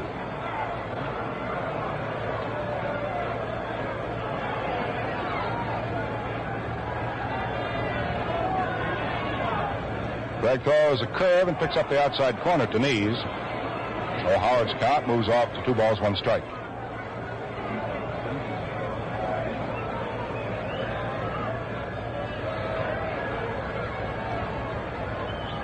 Campanella holds the mid up. Craig uses it as a target, fires in there, and Howard rips it out into left field for a base hit. Amoros up with it, fires in to shortstop Reese. Howard is on. So the Yankees are trying to battle back here in the top of the 5th inning. Pick up the third base hit off Craig. Single to right, 2 singles to left for the Yankees. The batter is Irv Noren, who has gone 0 for 2. He's popped to short. He lined out to left field to Sandy Amoros when he came up in the 3rd inning.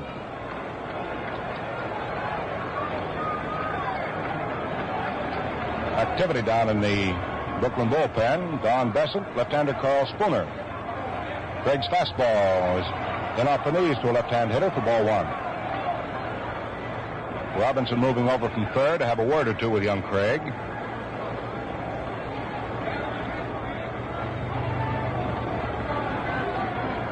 Three to 1 score. Brooklyn leads it. The Yankees are challenging again. Howard leads off first. Pitch is made to the plate. Noren swings on it and pops it up in foul territory. Coming back deep of the screen is Campanella. Can he get it? He cannot. It's about 2 feet up on the screen. 1 ball and 1 strike. The count on Irv Noren. Bill Summers right back there with Campanella to see whether or not Campy was going to be able to make the catch. When you go to your ballpark, you ever watch the umpires run? They're right there on top of the plays, aren't they? It's one of the prime requisites, the umpiring profession. Being agile enough to get around, see what's going on. Now the 1-1 delivery to Irv Noren. In it comes. Noren takes high and outside for ball 2. 2 balls, 1 strike on Irv. With Howard at first base for the Yankees here in the top of the 5th and nobody out. 3 to 1, Brooklyn over the Yankees in the 5th game of the series. Noren wiggles himself into position. Craig serves him up a slow curveball. It's hit off the end of the bat down to Gilliam at second. He's up with the shovels to Reese for 1 at second base. Throw to first, double play. The Dodgers come up with their 8th double play of the series, the first here this afternoon. That breaks the back of the big threat. Gilliam had to charge to make that play. Second to short to first. 2 men are quickly down in the top half of the 5th inning. The batter now will be Gil McDougall. Sure makes a pitcher feel a lot better, I know. I've talked to many of them. They have defense like that behind them. Pitch to McDougall is a soft curve. It's laid in there to knees for a strike. Gil is 0 for 2 this afternoon. He was a base runner in the 1st inning on Reese's error at shortstop. And then in the 3rd, he closed the side out. Reese threw him out on a bounding ball from deep short. Big curveball is inside off the 5s. 1 ball, 1 strike is the count to McDougall. The base is empty in the top of the 5th inning, thanks to the double play. Craig ready to work again on the 1-1 count to McDougall. The right-hand hitter swings on this pitch and hits it outside of third, foul on the ground. Runs his count to 1-2.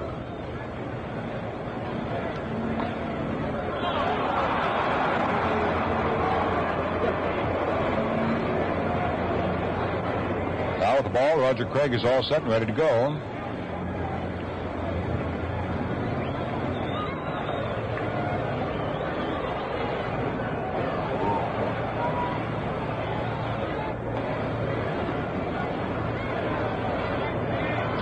Craig checks off his veteran battery mate, Campanella.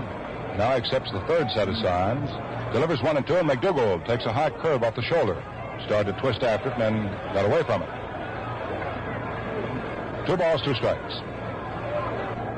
Outfield playing just about straight away for Gill. Playing plenty deep. He can bang that ball for you. 2-2 pitch by Craig. An overhand curveball swung on and pumped foul back to the screen. Means a new ball in play now. Campanella fires it out to the mound. Craig takes a look at it, then decides he doesn't want it. Says, could I have another one? Bill Summers gives it to him. Bill McDougald with the count of 2 balls, 2 strikes. 2 outs, bases empty, top of the 5th inning. Brooklyn leads it 3-1. Rookie Roger Craig from Durham, North Carolina. Young full out pitches. McDougald takes a curve high and on the inside for ball 3. Frankie Crosetti gets the attention of Gil McDougald. He steps back away from the plate to take a look at what Frankie wants. Then moves right back up there. Still have activity down in the Brooklyn bullpen. Carl Spooner, the left-hander. Don Besson, the right-hander for him. Now Craig's ready. The 3-2 pitch to Gil McDougald. Down it whistles. Inside for ball 4. And before Yogi Berra gets up there to the plate, let's pause here 10 seconds for station identification.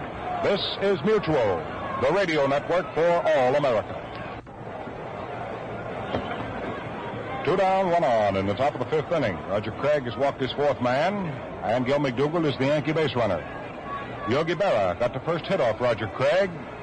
Smacked one against the scoreboard as the leadoff man in the 4th inning.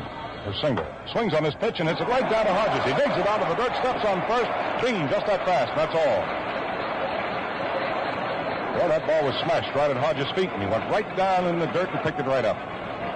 No runs, 1 hit. The walk left the man on. And there were no errors in the inning. So the score at the end of 4.5 innings of play remains Brooklyn 3, and the New York Yankees have 1. Well, we've had quite a ball game so far here at Ebbets Field. It's a 3-1 count, Brooklyn leading, and they're scrapping to stay in the series along with the New York Yankees. And I know, sitting over here to my right, young fellow who has been observing and knows that we have quite a ball game going. And he'll be calling the last section of it for you, so let's all rear our ears back and listen to our buddy Bob Neal. Come on, Bob. Thank you very much, Al. I was especially interested in watching the look on Yogi's Berra on that drive that you so beautifully described, that sharply hit ground ball that Gil Hodges just seemed to reach down and seemed to have a big magnet in his glove, and there it was, and there was his foot on the bag, and Berra almost popped back. So the Dodgers displaying beautiful defensive ability, with a youngster out there today who's not only getting his first World Series start, but as Al told you earlier, is actually seeing his first World Series game. So the Dodgers come around the last half of the 5th inning. And the 5th inning in the previous games played in the series has been a big one for the Dodgers. Pee Wee Reese, the captain, who is looking for his first hit. He's walked once, takes a curveball from Bob Grimm that's thrown outside for a ball. The outfield for the Yankees has Howard in left field, back near the wall. In right center, a few steps is Irv Norton, and Collins is around in right. Gil McDougald is playing about 1 step off the edge of the grass at third base, and deep at short is Jerry Coleman. And Grimm's ready, and he delivers a fastball swung on. A drive into right center field. Moving over for it is Irv Norton, shading his glove with his eyes with his glove, and he makes the catch. Norton, who is a left-hand thrower and has that glove in his right hand, in crossing over to right center, had that glove up, shading his eyes, got the glasses down, and made the catch. So Pee Wee Reese goes out to Irv Norton in right center field, and there's 1 away for the Dodgers in the last half of the 5th inning, and here's Duke Snider. Duke has a home run in 2 times at bat. He forced a run in the first. His home run in the third was a big drive. The Duker waits. The left-hand batter swings on a curve. He misses for a strike. Grimm has what they call in the trade a live arm. He can pump that fastball and it jumps. His curveball breaks sharply, and his slider pops in there. And he has a good let-up. The outfielder on the right, out of respect for the Snider, the Duker's big power, takes a fastball high and outside. It's 1 ball, 1 strike.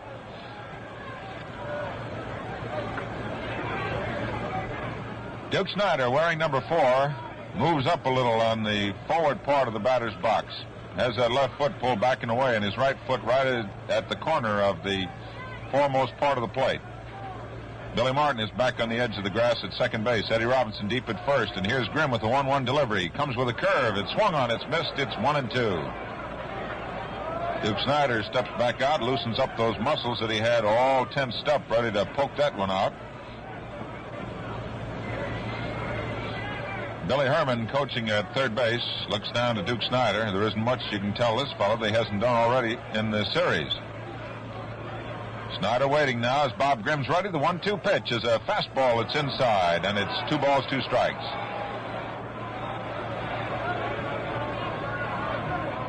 Two and two. The crowd is noisy because the Dodgers are leading 3-1, and this is the home of the Dodgers, Ebbets Field. Brooklyn leading 3-1 with 4 hits for the Dodgers, 3 for the Yankees, and a 2-2 count to Duke Snider, and the pitch is on its way, and it's a fastball inside. Ball 3. 3-2 with 1 out. On deck is Roy Campanella. Snider steps out, takes a little stroll. Duke, with his home run, has now knocked in 19 runs in World Series competition for a National League record. Bob Grimm is ready with a payoff pitch to Snider. He swings. There's a drive that is going to go way over the wall for a home run.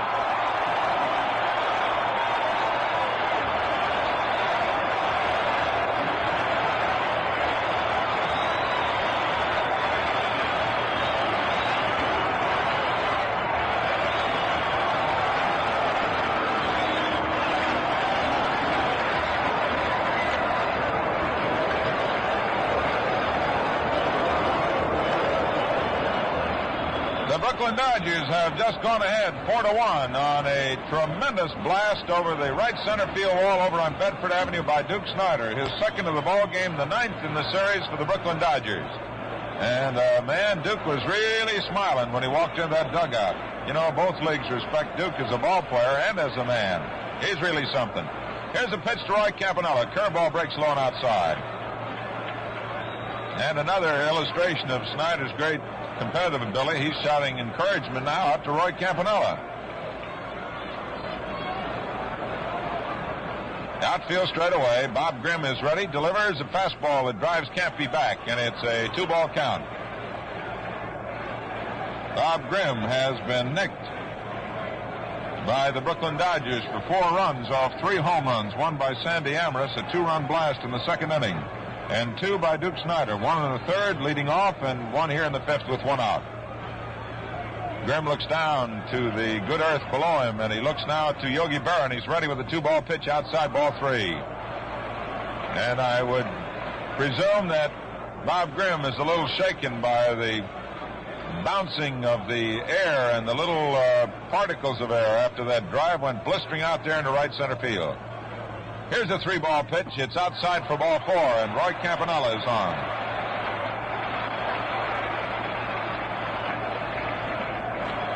That is base on balls number 4 off Bob Grimm.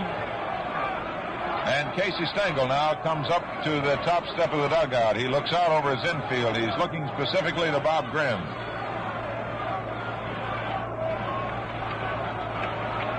Grimm wearing number 55, looking out to the outfield. The Yankees looking to him. And Carl Perillo, who has lined out to Gil McDougall, who struck out in the 3rd inning, who started today hitting .353 in the series with 6 hits out of 17 times at bat. Yogi Berra looking down to first, and he looks across to the bench. Eddie Robinson playing to the inside. Apparently the question was whether Robinson should play holding the runner close at first or drop back. And Campy is not by any stretch of the imagination a sprinter. Campy jumps off to a 3-step lead. Here's the first pitch on its way to Perillo. Takes a curve in the outside corner, breaking at the belt. And it's 1 strike. The Dodgers have power. They displayed it during the course of the National League season, and they have exploded it after the first 2 games had gone to the Yankees. And Brooklyn now leads 4-1, and the series is tied at 2 games apiece. Campy jumps off to a lead. Grimm is ready, and here's the pitch on the way. Foul back, as Perillo was looking a little for a visitation in the left center field stands. And now we have some activity in the Yankee bullpen, and it appears to be Tom Morgan. Tom Morgan is out there now, starting to work. The count is 2 strikes. Carl Frillo is the batter. Roy Campanella is on at first, and Gil Hodges is on deck. Grimm studies his sign very carefully. The outfield shaded around to the right. The sun shining brightly in right and right center. Grimm checks the runner at first base, Roy Campanella. Here's the pitch, a curveball, a ground ball to the right side. Billy Martin coming in. Tags, he misses Campy, and the throw to first, and Campy is out for running out of the line. So it is a double play.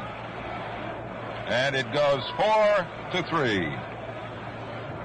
And for the Yankees, that's their 5th double play of the series. In the 5th inning, 1 run, 1 hit. There were no errors, and no one is left on base. So at the end of 5 innings of play, the score is Brooklyn Dodgers 4 and the New York Yankees 1. In the top of the 6th inning, the New York Yankees will send up Joe Collins. It'll be Eddie Robinson and then Billy Martin, and at least those 3 men will face Roger Craig here as the Yankees come up for their swings in the top of the 6th.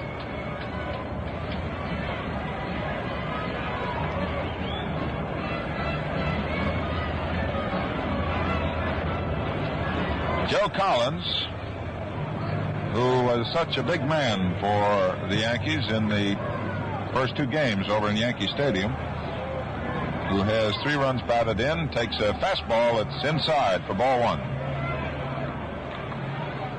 Joe prior today had 2 for 8. Both were home runs. He has walked and he has struck out. Whereas number 15 stands deep in that left-hand batter's box, feet close together. The pitch is swung on and it's fouled, and it is 1-1. That one went bouncing around.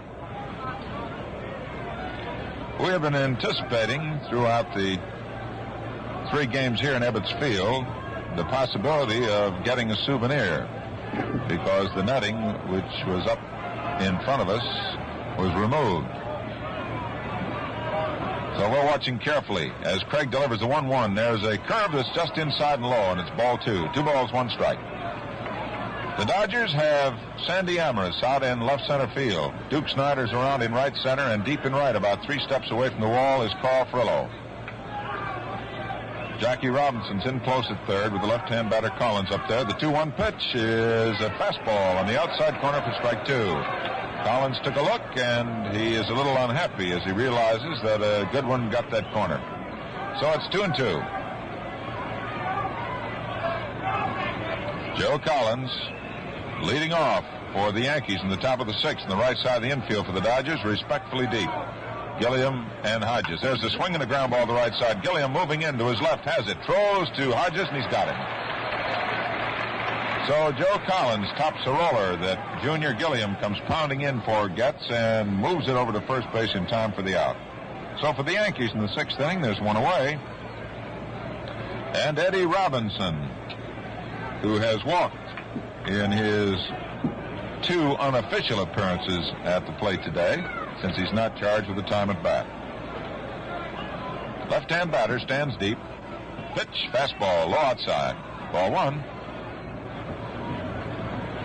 Robbie has had a strange series so far. He's been hit in the back. He was at bat when Billy Martin tried to steal home. He takes a strike. Fastball just under the hands on the inside corner. 1 ball, 1 strike. Yesterday came through with a single and has himself an RBI. The 1-1 delivery is a curveball that's just outside for ball 2. 2-1. The Brooklyn Dodgers are leading 4-1. This is the 5th game of the World Series. And the teams are deadlocked with 2 victories apiece. Ready now, the 2-1 pitch, a fastball inside for ball 3.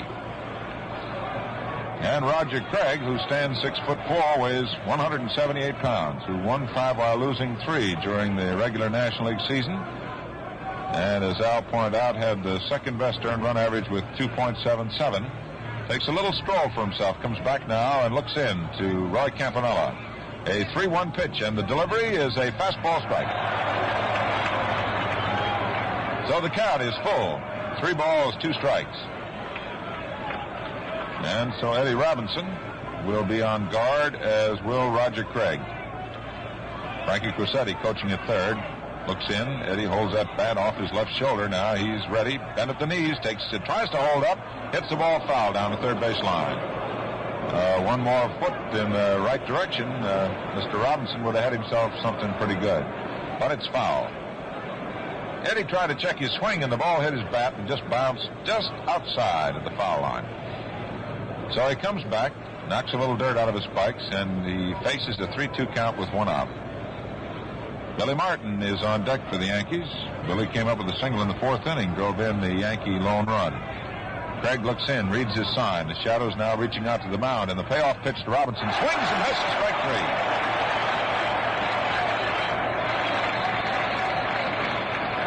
So that is strikeout number 4 for Roger Craig. And he has equaled another statistic which he holds today, 4 bases on balls. 2 out. Billy Martin's the batter. Right-hand batter, stands deep. Closed stance, holds the bat level with his shoulders. Roger Craig's into his windup. The pitch to Martin is swung on a ground ball to the left side. Jackie Robinson gets it on a nice big hop, makes a throw across. Oh, cool! It bounces away from Hodges, and on at first base is Billy Martin.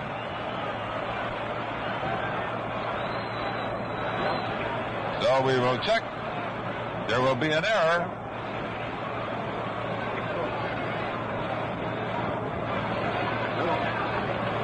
There will be an error charge. Hello. Get off. Well, I'm not the one saying that. What is error on the throw? There's an error on the throw. So Billy Martin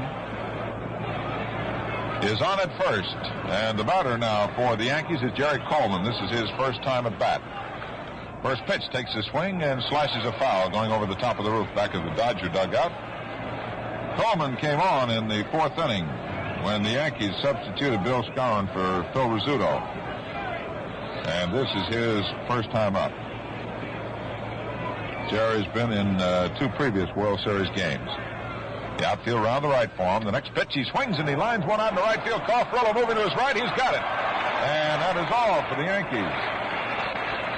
So for New York in the 6th inning, no runs, no hits. There was 1 Dodger error and 1 man left on base. And at the end of 5.5 innings of play, the score is Brooklyn Dodgers 4 and the New York Yankees 1. We move into the last half of the 6th inning, and Gil Hodges, who has been superb both defensively and with the bat, steps in. Gil has 1 for 2 today, a single. He struck out his last time up. And Bob Grimm now goes into his 6th inning of performance for the New York Yankees. Grimm gets his sign. He's ready to pitch to Hodges, a right-hand batter. Swings a ground ball to the left side. It's by the third baseman. Knocked down by Coleman, but he can't make a play. And on at first is Gil Hodges, and it's a base hit. That ball was hit in the hole. McDougall went to his left, couldn't get it. Coleman went to his right and was able to knock it down, but no opportunity to make a play. So that is the 6th hit for the Brooklyn Dodgers, and they have the first man up on, Jackie Robinson, who lined to the shortstop, Phil Rizzuto, who was in then in the 2nd inning, and who walked in the 4th inning, is the batter, wearing number 42. The outfield straight away for the Yankees. Gil McDougall 2 steps off third.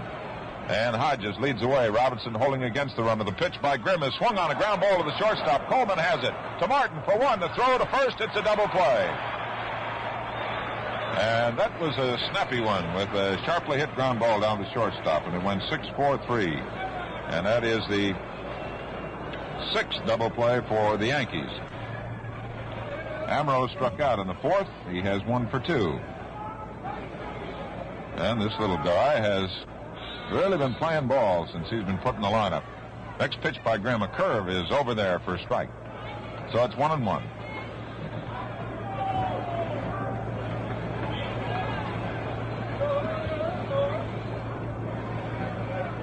1 ball, 1 strike, 2 out. Sandy Amoros holds that bat back and away, and he cocks it with his hands, and he's ready to swing, and he does, and he misses for 1 and 2. Herb Norrin playing around in right center. Joe Collins playing in right field, and the Yankees are hurt with Hank Bauer with a pulled leg muscle being sidelined, and Mickey Mantle sharing the same fate. Big hole open in left center. Deep in the right side is the infield, and the pitch is swung on and fouled back, and it remains 1 and 2. 1 ball, 2 strikes, 2 out. And the Dodgers are taking their swings here in the last half of the 6th inning.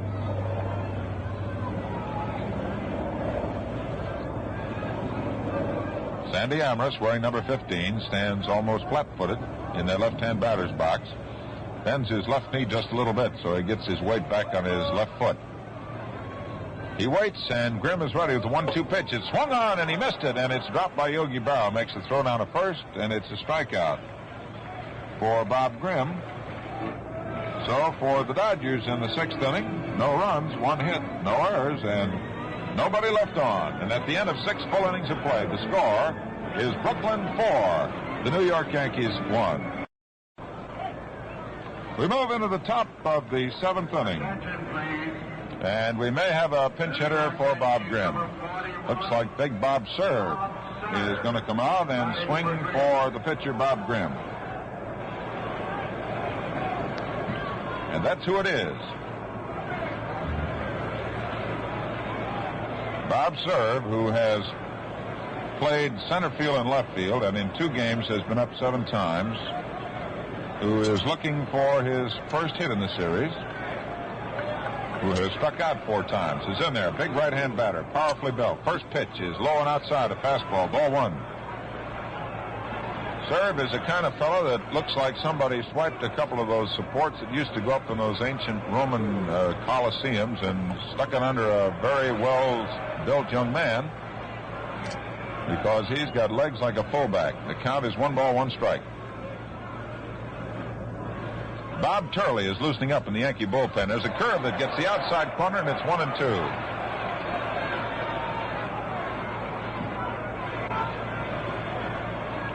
One ball, 2 strikes.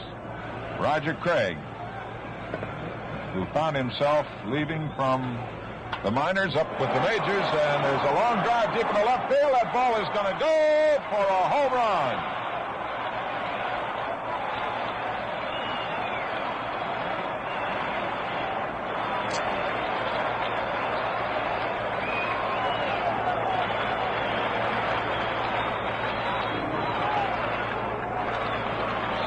Bob Serve has finally dented the old hit department, and what a hit he got. A long drive that hit the railing upstairs and bounced in the lower seats for a home run, and the score is now 4-2. And that is the 4th hit given up by Roger Craig. Craig, who started the year at Montreal and then on July 16th found himself with the Dodgers, never dreamed he'd be pitching in the World Series. And here he is. And there is activity in the Brooklyn bullpen. Here's Elston Howard, right-hand batter. First pitch is a fastball, strike 1 call. Clem Labine and Billy Lowe's start to go to work for the Dodgers. Both right-handers. Craig is ready. The pitch is low and outside. Elston Howard taken for a ball. 1 ball, 1 strike. And the Dodger rooters, who a few moments ago were rather carefree and happy and rollicking, are now starting to get a few worry lines. Low outside, ball 2. 2 balls, 1 strike. This is the 5th game of the World Series. Brought to you with the very best wishes. The wonderful folks of the Gillette Safety Razor Company of Boston. The outfield straight away. Left side of the infield's deep, and Craig's ready. The 2-1 pitch to Howard outside for ball 3. 3 balls and 1 strike, and Roy Campanella goes out to have a chat, and Pee Wee Reese, as if fired from a jet, comes in to have a chat with his pitcher. Craig has been going right along as smooth as can be, and then all of a sudden he is having a little trouble with his control. He gives up a big home run blast to Bob Serve. And here's Elston Howard with a 3-ball, 1-strike count, stepping back in. The outfield playing straight away and deep in all fields for the Dodgers. Reese deep at short, Robinson deep at third. Craig looks to Campanella. He's into his windup, and here's the 3-1 pitch to Howard. A fastball, strike 2 call.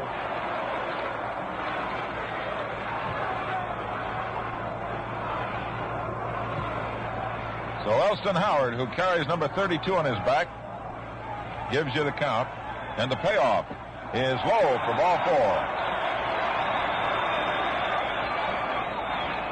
So while we wait for Irv Norn to come up with Elston Howard on first, let's pause 10 seconds for station identification. This is Mutual, the radio network for all America. Walter Alston, the manager of the Dodgers, is coming out as Roger Craig, who has been going along so smoothly, finds himself in trouble. After giving up a home run to Bob Cerv, he has walked Elston Howard. And the Yankees are only 2 runs away, and this is the top of the 7th inning. Alston looking out to the bullpen. Labine is out there, and Billy Lowe's is out there. And the question of debate is whether Mr. Alston is going to lift Roger Craig or whether he will give him a vote of confidence and go on. Umpire Bill Summers goes out there, and Pee Wee Reese acts as the interceptor. He's talking to the umpire while Walt Alston chats with his pitcher and his catcher, Roy Campanella. Alston, still rolling it over in his mind, says he's going to make a change. So we're going to have a new pitcher for the Brooklyn Dodgers. In the 6 innings that Roger Craig has worked, he has given up 2 runs. He has given the Yankees 4 hits. He has struck out 4, and he has walked 5. And the runner at first base, Elston Howard, is his responsibility. It is going to be Clem Labine coming on from the bullpen of the Dodgers. And this marks the 4th game in which Labine has been used. He worked 6 1/3 innings. And there's a fine hand for Roger Craig, the youngster, who leaves after working 6 full innings and holding the mighty Yankees to 2 runs and 4 hits.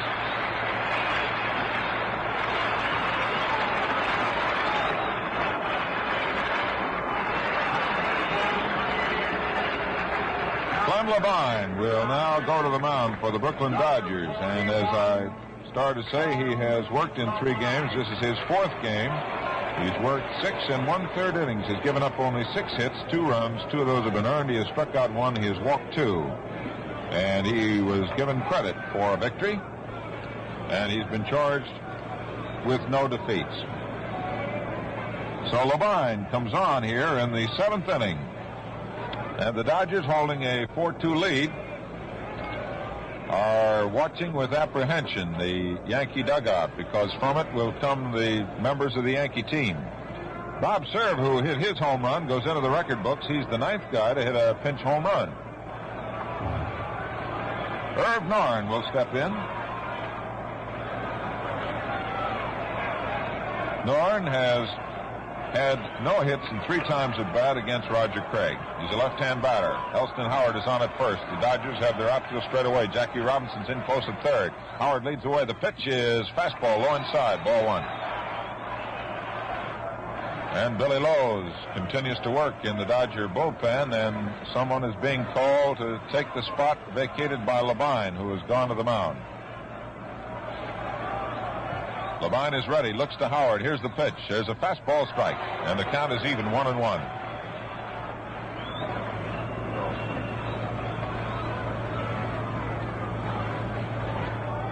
The outfield straight away. Carl Spooner joins Billy Lowe's now in the Dodger bullpen. Elston Howard jumps off to 2-step lead. Hodges holding against him. The pitch is taken inside for ball 2. So Clem Labine, who looked as cool as a fall afternoon yesterday, is looking just as cool now, but I wonder within himself if he isn't a little concerned. The 2-1 pitch is on its way. Norn swings a ground ball to the right side. Taken by Hodges. Throws to Reese for one. The throw back to Hodges. A double play.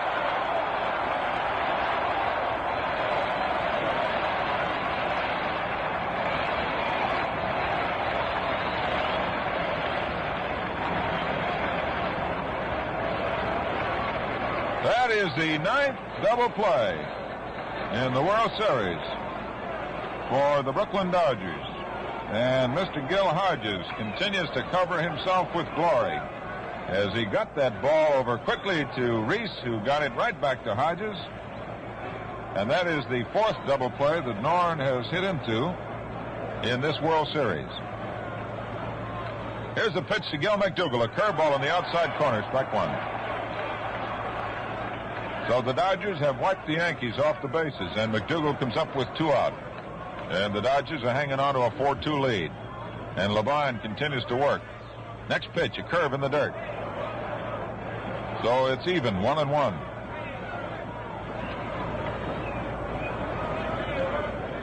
There is a right-hander working in the bullpen for the Yankees, and it looks like Johnny Cooks.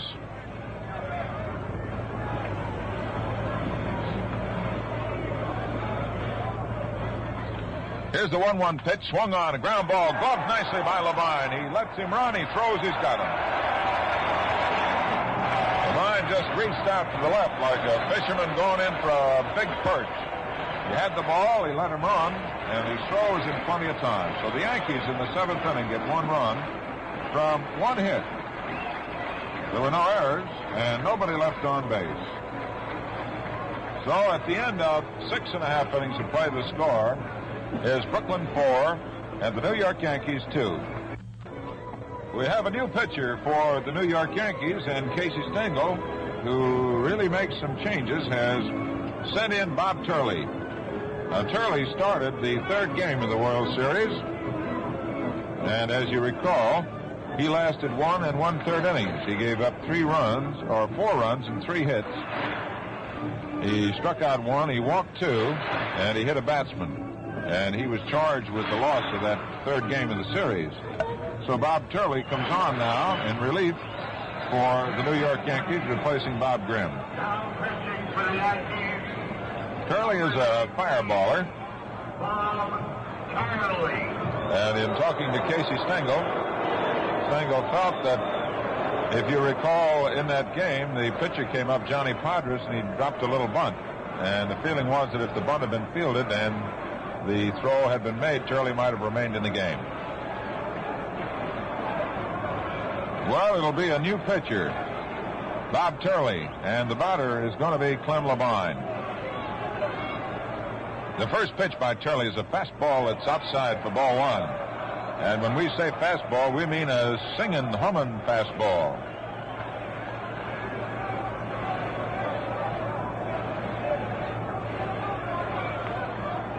Bob Turley's ready, and that right arm comes around. Another fastball that's outside for ball 2. The outfield is shallow. Billy Martin trots in to say something to Turley.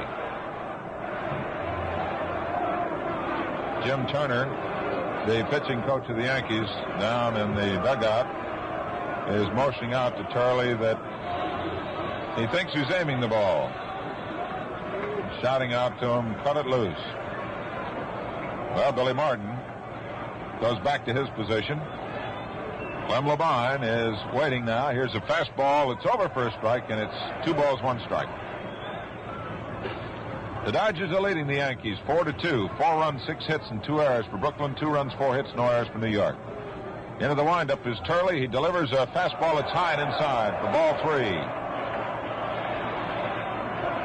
Levine has demonstrated that he has heart when he came in to pitch so beautifully in the 7th inning for the Dodgers.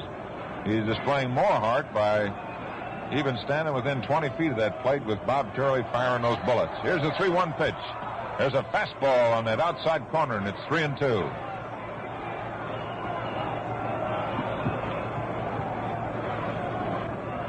Three balls, 2 strikes. Levine leading off. 3-2 pitch is a swing and a miss for strike 3. And Bob Turley gets his first strikeout.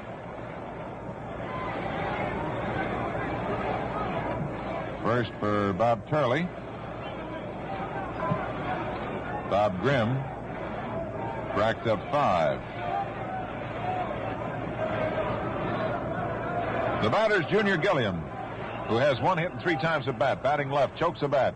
Turley delivers a fastball that's outside for ball 1. The outfield is around the right, with Irv Norn in right center field. Deep in right field is Joe Collins, and the right side of the infield playing back. And Gil McDougall, the third baseman, in on the edge of the infield grass with his left-hander. Turley's ready, comes with a fastball inside for ball 2. And if you needed an indicator to appreciate the speed of that ball, you watch Yogi Berra's mitt, because when that ball hits in there, dust flies. Turley, strong and young, looks in. Starts into his windup, and the 2-ball pitch to Junior Gilliam is a fastball that's inside and low for ball 3.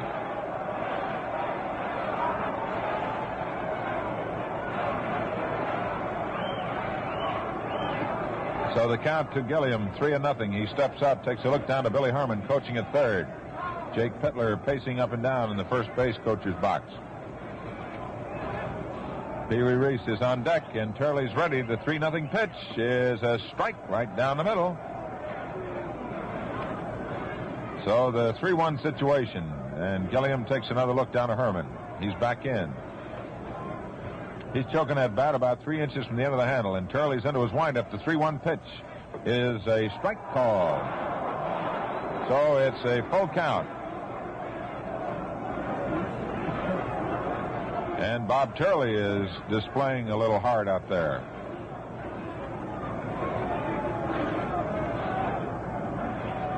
Ready now. The payoff to Gilliam is outside and high, ball 4. So Turley has 1 strikeout to his credit, and he has given up 1 walk. And the batter is Pee Wee Reese. And the Dodger captain is looking for his first hit today. Reese has hit safely in all 4 games of the series, along with Snyder. Snyder has already assured himself that he has hit safely in all 5 games, but Reese has walked and bounced out third to first and flied to center. The outfield moves around a little to the right. Gilliam jumps off to a lead. Robinson, there goes Gilliam, a swing and a foul. Back off the screening to our left. And it bounces off some iron and bounces downstairs, and it's grabbed by an associate of the governor of New York State.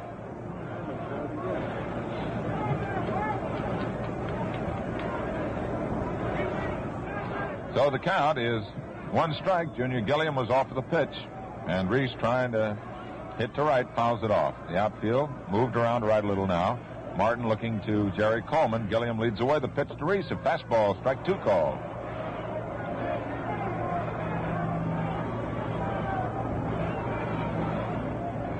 Bob Turley working in relief of Bob Grimm.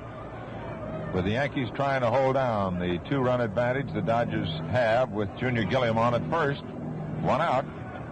Gilliam with a 3-step lead away from first base. Robinson holding against the run. The pitch, a fastball, strike 3 call, and Reese knows it and grabs his bat and strolls towards the dugout. So Bob Turley gets his second strikeout. And here's Duke Snyder. And here's a guy who's already turned in a hard day's work with 2 home runs. He'll sure be ready for a shower. Duke Snyder, 2 home runs in 3 times at bat, and the outfield is around and deep to the right. There's a swing and a foul, and it comes flying back to that screen. Mr. Turley is practically knocking the bat out of the batter's hands. He is overpowering them.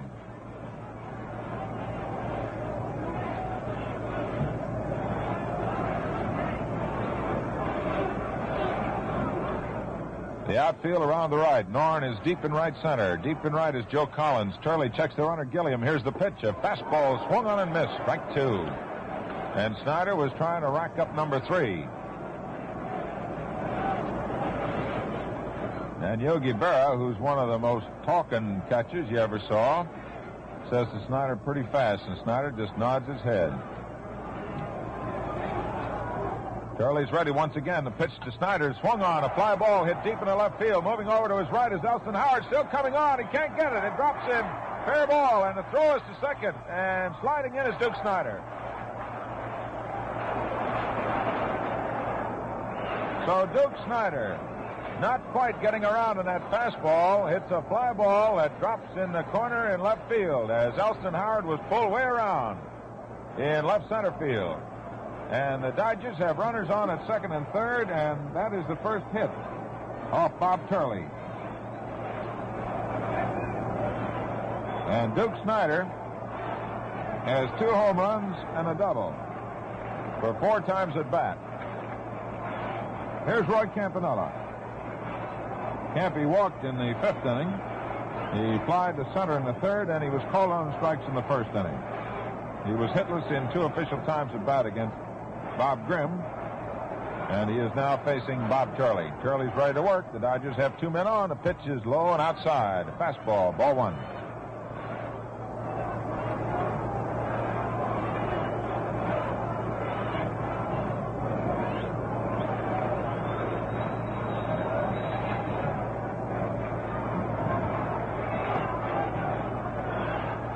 Roy Campanella. There's a swing and a miss.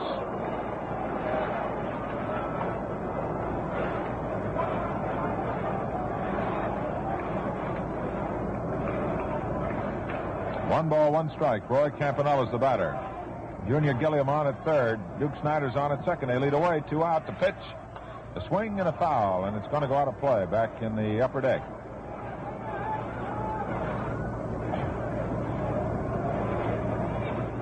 Campy, prior to today, had 6 hits and 18 times at bat. And all of those hits he racked up here in Ebbets Field. The outfield straight away for Campanella. The left side of the infield's back with 2 out.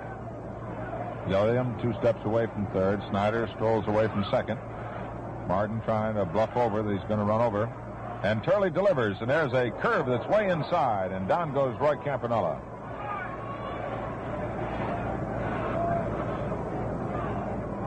Turley shouting, "Look out," and Campy looking out. So it's a 2-2 count with 2 out, 2 on. And we are in the last of the 7th inning. The Dodgers lead 4-2. The pitch. Strike 3 call. Roy Campanella called out on strikes. And Bob Turley gets his 3rd strikeout. And in the 7th inning, the Dodgers have no runs. They had 1 hit. There were no Yankee errors, and the Dodgers left 2 men on. So at the end of 7 full innings of play, the score is Brooklyn 4, the New York Yankees 2. Well, Yogi Berra, who is one of the middle 3 in the Yankee lineup, and the 3 big swingers, Berra, Collins, and Robinson, all capable of reaching that wall. The line down the right side is 297 feet, and that fence goes up about 40 feet.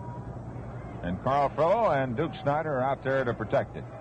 Here's Clem Labine, ready to pitch to Berra. Swings, and there's a drive going deep in the right field. Going back is Carl Frillo. That ball is over the wall for a home run.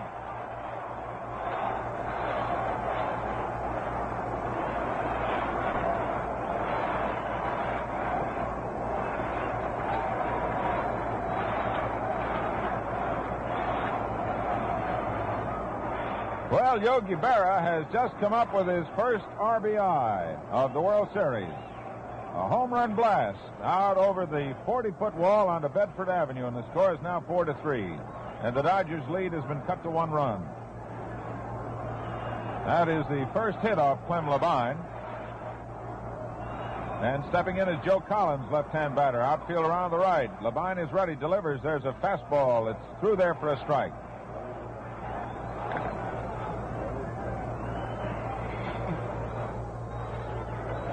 The Yankees connected pretty well yesterday off Labine's offerings, but the Dodgers came up with some fantastic catches. Curveball is outside, 1-1.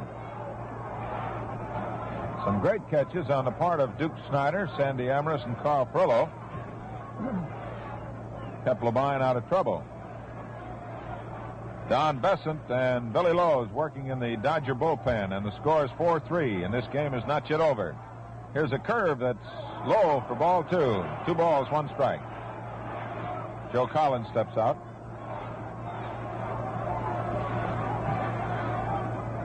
Jackie Robinson, the third baseman, is about one step off the edge of the infield grass, and he's shaded over towards the shortstop position. Pee Wee Reese is deep at second, at short, and deep at second is Gilliam. The pitch on its way, swung on, fouled. And the count is even now to Joe Collins, 2-2. This is the top half of the eighth inning. And the Dodgers, with 4 runs, 7 hits, and 2 errors, are not breathing easy as they look up at the scoreboard and find the Yankees have 3 runs, 5 hits, and no errors. And the most important statistic to these two ball clubs is the run department. 4 for the Dodgers, 3 for the Yankees. Here's the 2-2 pitch to Collins, a curve that just misses for ball 3.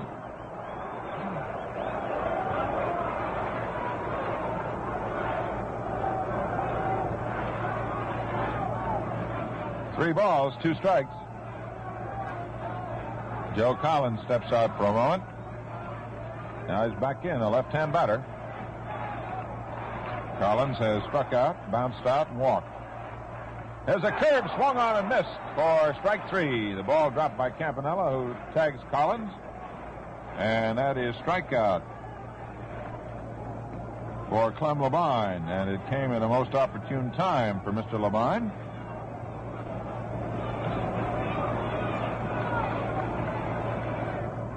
So with 1 out, the batter now is Eddie Robinson, a big left-hand batter who has walked twice, who struck out in the 6th inning.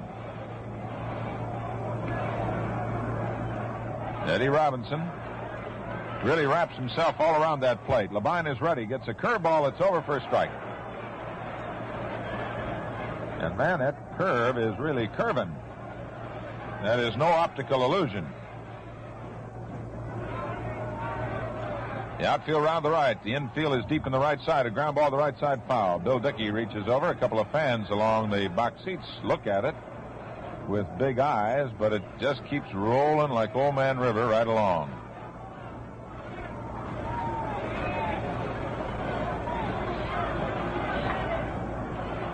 Yell Hodges playing 1 step off the edge of the outfield grass at first base and about 5 steps off the line.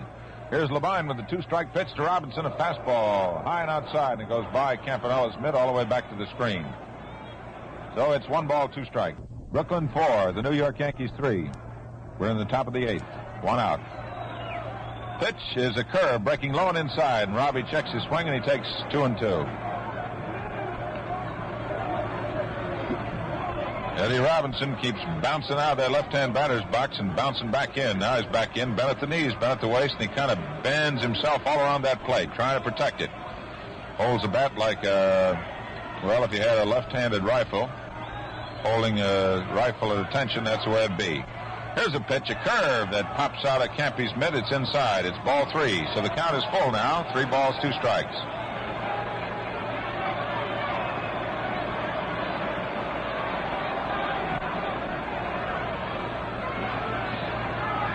Bill Summers, the umpire, back of the plate.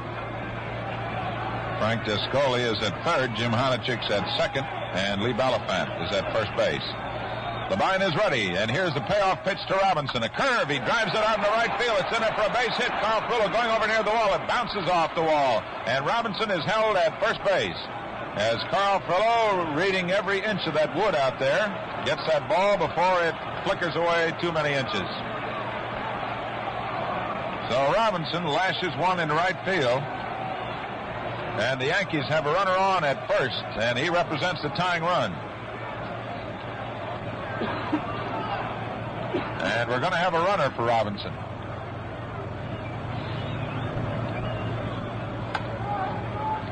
Youngster coming in from the bullpen. It looks like Tom Carroll.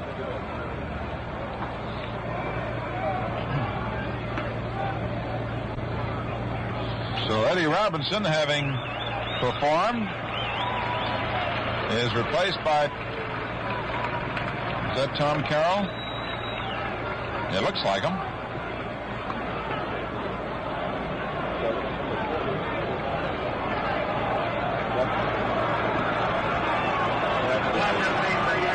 Tom Carroll running for Robinson. The throw to first, back safely. Carroll is a bonus baby signed by the Yankees. Hank Bauer is running out into the left field corner of the bullpen. So we may have Hank Bauer in this ball game yet. From Labine, checking Carroll carefully. The pitch to Billy Martin is outside for ball one.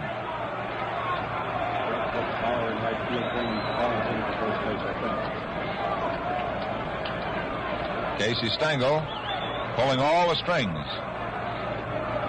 He's got a runner on at first. He represents a tying run. Labine checks him, delivers a curve to Billy Martin, over for a strike, and it's 1-1. And if you thought there was tension in the earlier 4 games of the World Series, you can add them all up and put them right in here in the 5th game. Tommy Byrne, the left-hander, starts to loosen up out there in the bullpen. Here's a pitch, a curve that misses outside for ball 2. 2 balls, 1 strike. Tommy Byrne, the left-hander, is loosening up in the Yankee bullpen. And Hank Bauer is loosening up. And it may be that Casey Stengel will move Joe Collins in to play first and put Bauer, ailing leg and all, out into right field. Bauer ran out there pretty well.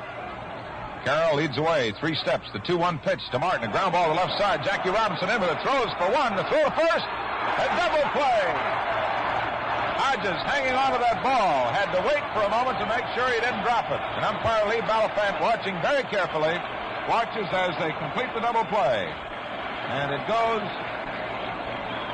5-4-3. Robinson to Gilliam to Hodges. And the Dodgers have come up with their 10th double play of the series, their 3rd of this game. And for the Yankees in the 8th inning, they come up with 1 run from 2 hits. There were no errors and nobody left on base. And at the end of 7.5 innings of play, the score, Brooklyn 4, New York Yankees 3. The Yankees have put Hank Bauer out into right field. And Joe Collins has moved in to play first base. So that's the change. Bob Turley is now pitching to Carl Froh. A fastball. He takes a swing and he misses. And Mr. Turley, pitching with the shadows now reaching out beyond the mound and out toward second base, is blazing that ball through there. Next pitch to Froh is low. A fastball for 1-1. Well, the Dodgers have had superb defensive play, and we're not taking anything away from the Yankees. They have played excellent ball defensively also. But the double play strength of the Dodgers has been great. Outside for ball 2. 2 balls, 1 strike. The Yankees had something going in the 5th inning, and the double play took care of that. They had something going in the 7th inning, and the double play took care of it, and again in the 8th. 3 double plays today for the Dodgers. Turley's ready. The pitch is swung on. A ground ball to the right side. Billy Martin going to his left. Bounces off his glove. Goes out into right field. Hank Bauer moves in to protect as Frillo makes the turn at first. He starts going to second and stops as Bauer recovers the ball. So it's a base hit. Hard smash by Carl Frillo.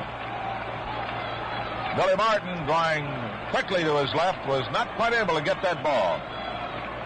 So Frillo comes up with a base hit, and that's the 8th for the Dodgers today.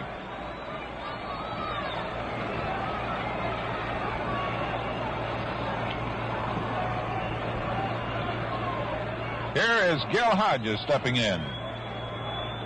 And I presume that every manager of every ball club in the country has drooled today in listening to and watching and hearing of the great exploits of Gil Hodges, because he has been outstanding at first base.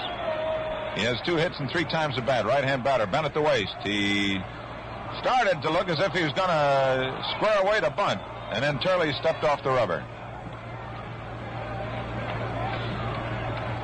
He's back in. Leading away from first is Carl Frillo. There's the pitch. He takes it, and it's low. He'd shortened up on that bat as if he was going to drop a bunt along, and Gil McDougall came charging in, as did Joe Collins, but Hodges takes the pitch. It's low outside, ball 1. Walt Alston, the manager of the Dodgers, playing him real close to his vest now as he tries to pick up another run to give him some insurance. Outfield straight away. McDougall at the edge of the infield grass. The pitch, and he drops the bunt along the first baseline. It's rolling foul. So it's a 1-1 count. While we wait for a new ball to come in, let's pause 10 seconds for station identification. Gil Hodges steps back in the right-hand batter's box as all of the thousands of eyes here in Ebbets Field are focused on Bob Turley, and then they will move quickly like a ping-pong match to the bat of Gil Hodges. 1-1. Frillo leads away. The pitch is bunted along the first baseline. Here's Collins coming in. Turley takes it. Can't throw to second. Throws to first to Martin for the sacrifice. And the play goes 1-4, and the sacrifice is good, and the Dodgers have a runner on at second. And the applause is for Jackie Robinson, who has lined out to the shortstop, who has walked, and who has bounced into a double play. Jackie, prior to today's game, had 3 hits and 15 times at bat, but the statistics do not measure the strength that he has provided Brooklyn on the left side of the infield and the inspiration he has given them whenever he has been out there on those base paths. Frillo is on at second. Yogi Berra goes out to have a chat with his pitcher, Bob Turley. The outfield for the Yankees has Elston Howard in left field. Irv Norn is in center field, and in right field is Hank Bauer. Jackie Robinson, who may be approaching the twilight of his career, stands in there. Turley's ready. The first pitch to Robbie is low outside for ball 1.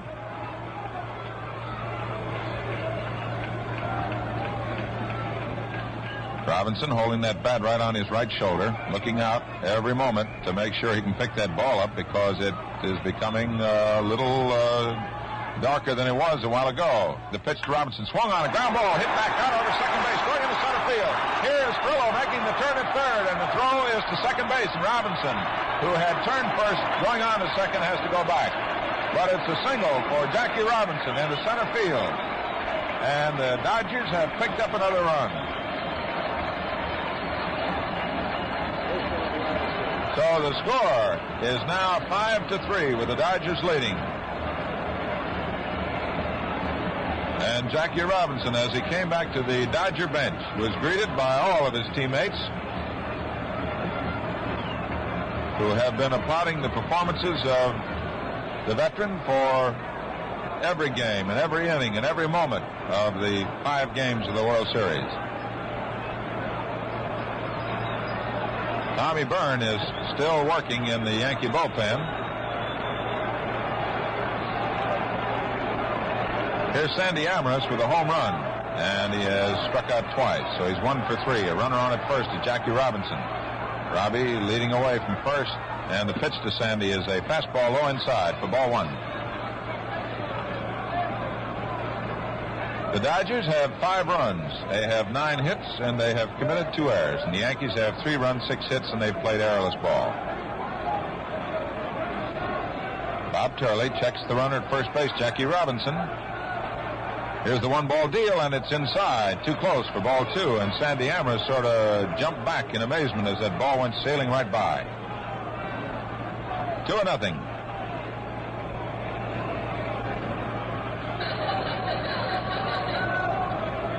The fans still buzzing over the single by Jackie Robinson. It brings in the 5th run for the Dodgers. The pitch to Amoros, a fastball strike. So it's 2 balls and 1 strike.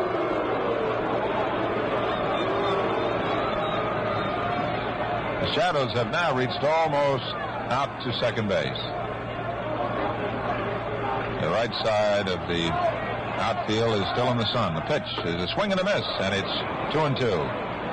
Amoros went fishing for a fastball. It was high and outside.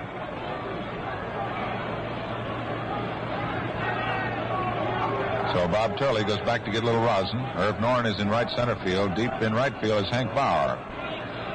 And Joe Collins has taken over at first base. Robinson leads away. The 2-2 pitch, a swing and a miss, strike 3.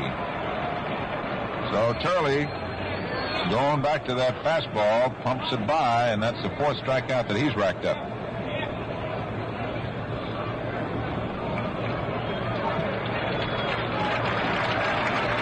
is for Clem Levine, who came on to work for the Brooklyn Dodgers in the 7th inning after Roger Craig, the starter, had given up a home run to Bob Cerv and had walked Elston Howard. Levine was the batter in the 7th inning and struck out. He takes a fastball. It's over for strike one. 2 out. Jackie Robinson on at third base, or at first base. And the score is Brooklyn 5 and the New York Yankees 3. Robinson again jumps off to a lead. Holding against him is Joe Collins. The pitch is swung on and missed for strike 2. Turley threw a slider, and the ball broke about a foot. So it's 2 strikes. The outfield playing on the shallow side. There's a swing and a miss for strike 3, and Bob Turley disposes of Clem Levine. But the Dodgers in the 8th inning come up with 1 run from 2 hits. The Yankees committed no errors, and the Dodgers left a man on base. And at the end of 8 full innings of play, the score is Brooklyn 5, the New York Yankees 3. The top of the 9th inning for the New York Yankees. And Casey Stengel, pacing up and down in the Yankee dugout, will undoubtedly make some grabs of the rest of the talent on the bench. And he has already done so, as the first choice of Casey to come up here in the top of the 9th inning for Jerry Coleman. The shortstop is Andy Carey. Carey is capable of walloping the long ball, and he bats from the right side. He has made an appearance in the World Series. He was up and got himself a triple, and he drove in 1 run.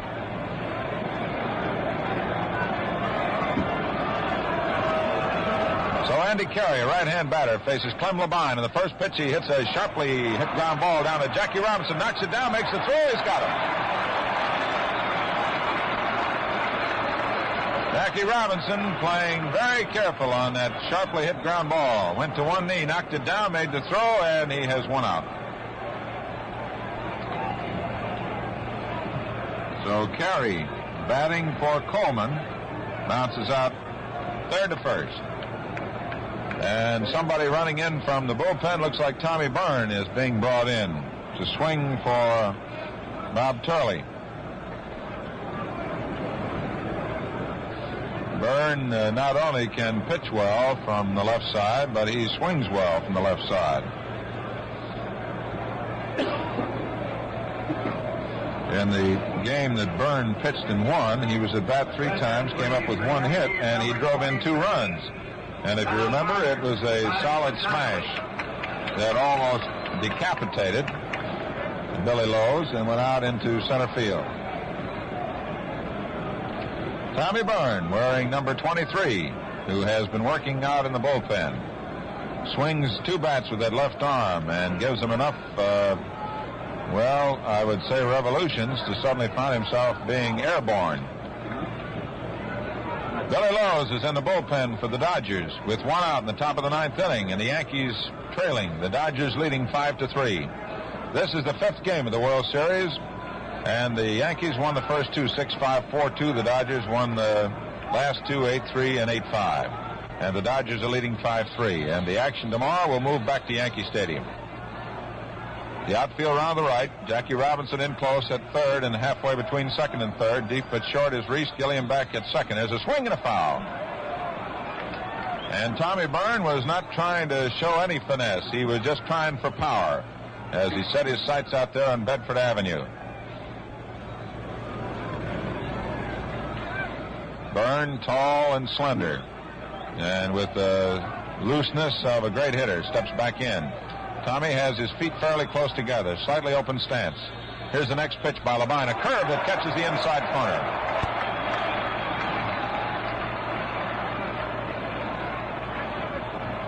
So Clem Levine, who could practically run for a big office in the borough of Brooklyn and be unanimously elected at this moment, is working on the mound. And the two-strike pitch to Tommy Byrne is a curveball, a ground ball to the right side. Gilliam has it, makes his throw to Hodges, and there's 2 out.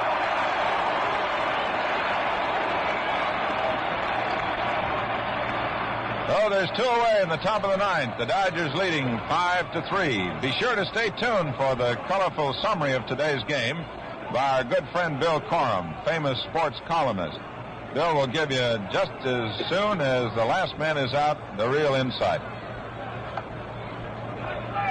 Elston Howard is up now in the 9th inning, with the Dodgers needing 1 out to win the 5th game of the series. There's a swing, a ground ball, a broken bat, and a grab by Gilliam. The throw to Hodges. The game is over. So, no runs, no hits, no errors, nobody left on.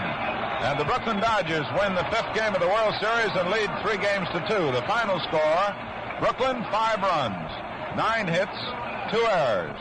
The Yankees, 3 runs, 6 hits, no errors. They're burning red fire out in center field where the Duke of Pomona, Ed Snyder, roams for the Dodgers right now as the crowd files out, a record crowd here at Ebbets Field for World Series play from this toe-to-toe battle, this tough ball game in the 5th game of the World Series. And this is Bill Corum talking to you from the radio booth. And I should say this 300th game in modern World Series play was just about as good as any that's ever been played in it. I mean, in the matter of tenseness and excitement and, of course, happiness here in Brooklyn as the Dodgers take the lead for the first time in the series and now have to go back to the stadium, which they didn't like much, and, of course, which the Yankees do like. And the Yankees battle you toe-to-toe, fight you for everything, as they proved in this game when Berra hit his home run and brought them within 1 at that time of tying the ball game, which the Dodgers had started off in front and never lost the lead, of course. And, of course, there was Bob Serra's pinch hit home run, which was tremendous. But actually, again, it was, as I say, the Duke of Pomona, Ed Snyder, who was the great hero, matching the 2 Yankee home runs with 2 of his own, his 9th in series play, to put him ahead of Joe D., that's Joe DiMaggio, and back only of Ruth and Gehrig for home runs in World Series play. That's overall total, of course, 9. And, of course, it was the Duke's 4th in this particular series. The 2 of them, the last one was his 4th. And the last one, by the way, was by far the hardest hit ball of the 4 home runs hit today. Clem Labine, a fine relief pitcher from up around Woonsocket, Rhode Island. Incidentally, I must go back a minute and mention Sandy Amoros' home run, which put the Dodgers in front, of course. And he's from Matanzas, Cuba, doesn't speak any English. I don't want to have to interview him after the game, but he's probably happy in spite of the fact that he struck out the last 3 times he went to bat. Either a feast or a famine with him, but they're probably celebrating down in Cuba tonight. And Buck Cannell, who often works with us on these Gillette Cavalcade of sports shows, doing the Spanish broadcast, is a pretty happy fellow up in the press box, too, I can tell you. So I didn't want to skip over Sandy, but I was going to say that Labine comes from up around Woonsocket, Rhode Island, and a mighty good ball player came from there. Pronounce it LaJoie or LaJoy, whichever you like, still alive. Wonderful old man living down around Holly Hill in Daytona Beach, and a great ball player he was. And, of course, now to get back to more serious things, and the most serious thing will be that 6th game over in the big Yankee ballpark tomorrow, in which undoubtedly Stengel will start his ace left-hander Ford and his best pitcher. And, of course, Ford beat the Yankees, as did Tommy Byrne, who pinch hit here tonight. And, of course, Byrne's game was the better of the 2.